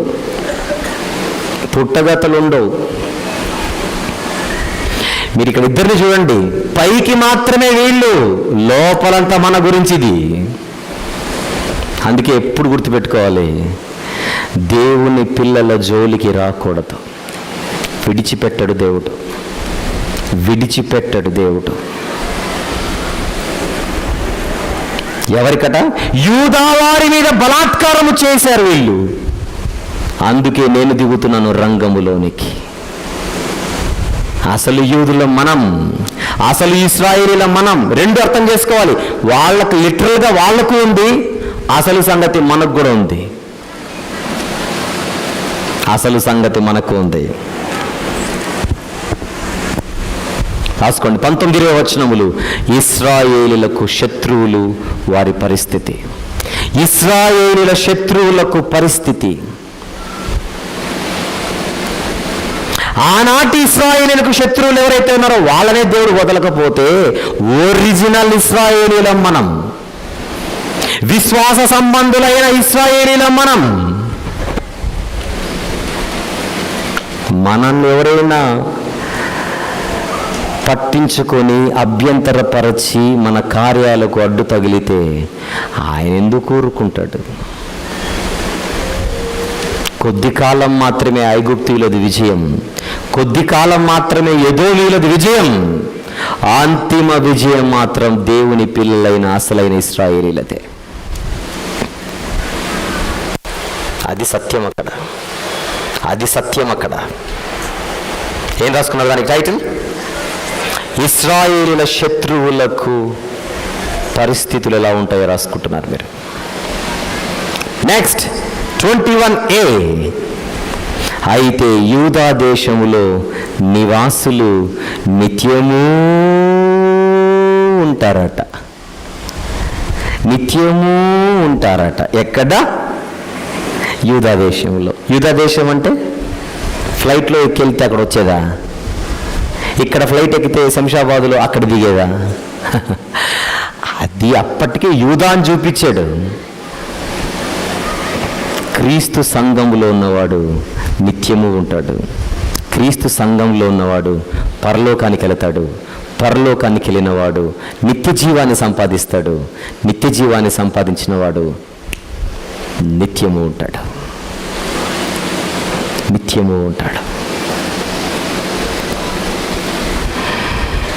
ఆ చిన్న యూదుల గురించి నిత్యము ఉంటారని ఆ లెవెల్లో చెప్పడు. మనం ఇక్కడ క్రీస్తునందున్న వాళ్ళ గురించి ఇక్కడ తరతరములకు యెరూషలేము నివాసముగా ఉంటుంది అనగానే మళ్ళీ ఆ ఊరు ఊహించుకోకండి, పేరుకు మాత్రమే ఆ ఊరు పేరు. యెరూషలేము ఎప్పటికీ, యెరూషలేముకు అంతం ఉండదు. యెరూషలేము ఎప్పుడు కూలిపోదు. ఆ యెరూషలేము కాదు, ప్రపంచమంతా విస్తరించిన క్రీస్తు సంఘం అనే యెరూషలేం. ఎందరికైనా ఇందులో నివాసం ఉంది, ఎవరైనా ఇందులోనికి రావచ్చు. ఏమంటే మేము 100 మంది ఉన్నామంటే క్రీస్తు సంఘంలో చోటు ఉంటుందా? ఇంకొక 1000 మందిని తీసుకుంటారు అంటాడు. ఎంతమంది అయినా రండి, మీకోసం యెరూషలేము పట్టణం సిద్ధంగా ఉంది. అదే క్రీస్తు సంఘం. ఎంతమంది అయినా రావచ్చు, ఎంతకాలమైనా ఉండొచ్చు. దీనికి అంతము లేదు, దీనికి పరిమితి లేదు. యెరూషలేము నిత్యము నివాసముగా ఉండు. తరతరములకు యెరూషలేము నివాసముగా ఉండును.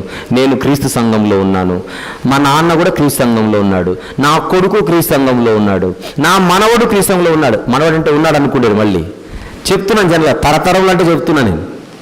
తాత ముత్తాతల నుంచి క్రీస్తు సంఘంలో ఉంటే, ఇప్పుడు నువ్వు క్రీస్తు సంఘంలో ఉంటే, రేపు భావి తరాలు కూడా క్రీస్తు సంఘంలో ఉంటే, ఏ తరాల వరకైనా యెరూషలేము ఓపెన్లో ఉందా క్రీస్తు సంఘం? ఉందనే కదా అర్థం. మరి ఉందనేగా. అదే యెరూషలేము నిత్యత్వం అని రాసుకోండి దీనికి టైటిల్. యెరూషలేము నిత్యత్వం. యెరూషలేం అంటే సంఘం, సంఘం అంటే రాజ్యం. క్రీస్తు సంఘం, క్రీస్తు రాజ్యం నిత్యము ఉంటుంది. నిత్యము ఉండే యెరూషలేములో ఎవరుంటారో చూడండి, చివరి మాట, యెహోవా సియోనులో నివాసిగా ఉండును. క్రీస్తు రాజ్యం ఎక్కడుండునో పరలోకపు తండ్రి అక్కడుండును. క్రీస్తు సంఘం ఎక్కడుండునో పరలోకపు తండ్రి అక్కడ నివాసిగా ఉంటాడు. నివాసిగా. అదే దేవుని నివాసము మనుషుల మధ్య ఉన్నది. మనుషుల మధ్య ఉన్నది. మూడవ ముఖ్య భాగం, అందులో పార్ట్ ఏ, పార్ట్ బి.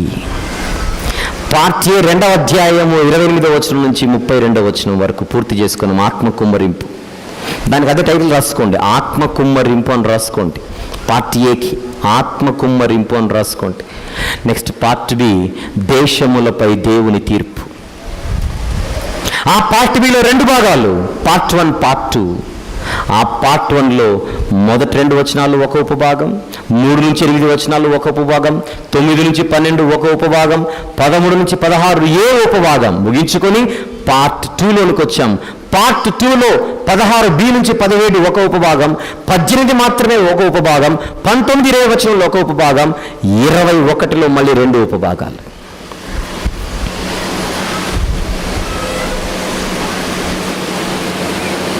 మొదటి ముఖ్య భాగానికి జరిగిపోయిన తీర్పు, మారు మనస్సుకై పిలుపు, అది రాసుకున్నారు.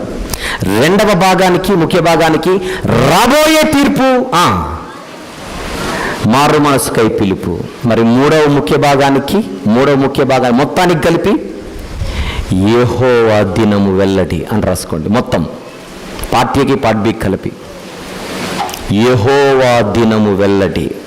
ఆ యెహోవా దినం గురించి మాట్లాడుతూ ఆత్మ కుమ్మరింపు, దేశములపై దేవుని తీర్పు, మొత్తం అన్ని మాట్లాడుకున్నాం. యోవేలు గ్రంథ వివరణ, పరిచయం, మొదటి ముఖ్య భాగం, 2వ ముఖ్య భాగం, 3వ ముఖ్య భాగం. ఒక్కొక్క భాగములో మళ్ళీ ఉపభాగాలు, ఒక్కొక్క భాగములో మళ్ళీ ఉపభాగాలు. అంత ఆపరేషన్ చేస్తే తప్ప గ్రంథం మన చేతికి దొరకలేదు. దీన్నే పెద్ద ఆపరేషన్ అంటారు. పెద్ద ఆపరేషన్ ఇది. 3 అధ్యాయాలే కదా అనుకున్నారుగా, 3 సముద్రాలు చుట్టేసి రావాల్సి వచ్చింది ఇక్కడికి రావడానికి. అందుకే వీటి పేరు వేసవి కాలములో వాక్యపు పండుగలు. అందుకే మొదటి సెషన్ నుంచి, మొదటి రోజు నుంచి చివరి రోజు, చివరి సెషన్ వరకు మిమ్మల్ని ఉండమన్నది. అందుకే నిన్న వెళ్ళిపోయిన వాళ్ళకు యోవేలు దొరకల, ఈరోజు ఉదయం వెళ్ళిపోయిన వాళ్ళకు యోవేలు దొరకల, మధ్యాహ్నం లంచ్ అయిన తర్వాత వెళ్ళిపోయిన వాళ్ళకు యోవేలు దొరకల. అంతము వరకు సహించిన వారికే యోవేలు దొరికాడు. చెప్పేవాడికి బాధ లేకపోతే వినేవాడికి బాధ ఏంటి? అలా నేర్చుకోవాలి బైబిల్, అది చెప్పేది పాయింట్. అలా నేర్చుకోవాలి. తలకాయ నొప్పికి శారిడాన్ టాబ్లెట్ వేసుకున్నంత ఈజీగా ఏం బైబిల్ రాదు.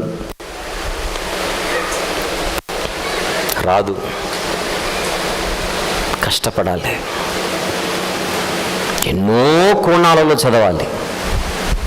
అసలు నేను ఎన్ని కోణాలలో చదివి ఉంటే నాకు ఈ గ్రంథం ఇలా అర్థమవుతుందో చెప్పండి. ప్రార్థన. ప్రేమగల తండ్రి, కృపగల దేవ, ఓపికగా మీ పిల్లలు విన్నారు. ఎన్నో సత్యాలు మేము మాట్లాడుకున్నాం. అవి మా జీవితాలకు మార్గదర్శకంగా నిలిచేలా ఉపయోగించుకున్నట్టుకు మా జ్ఞానం అనుగ్రహించండి.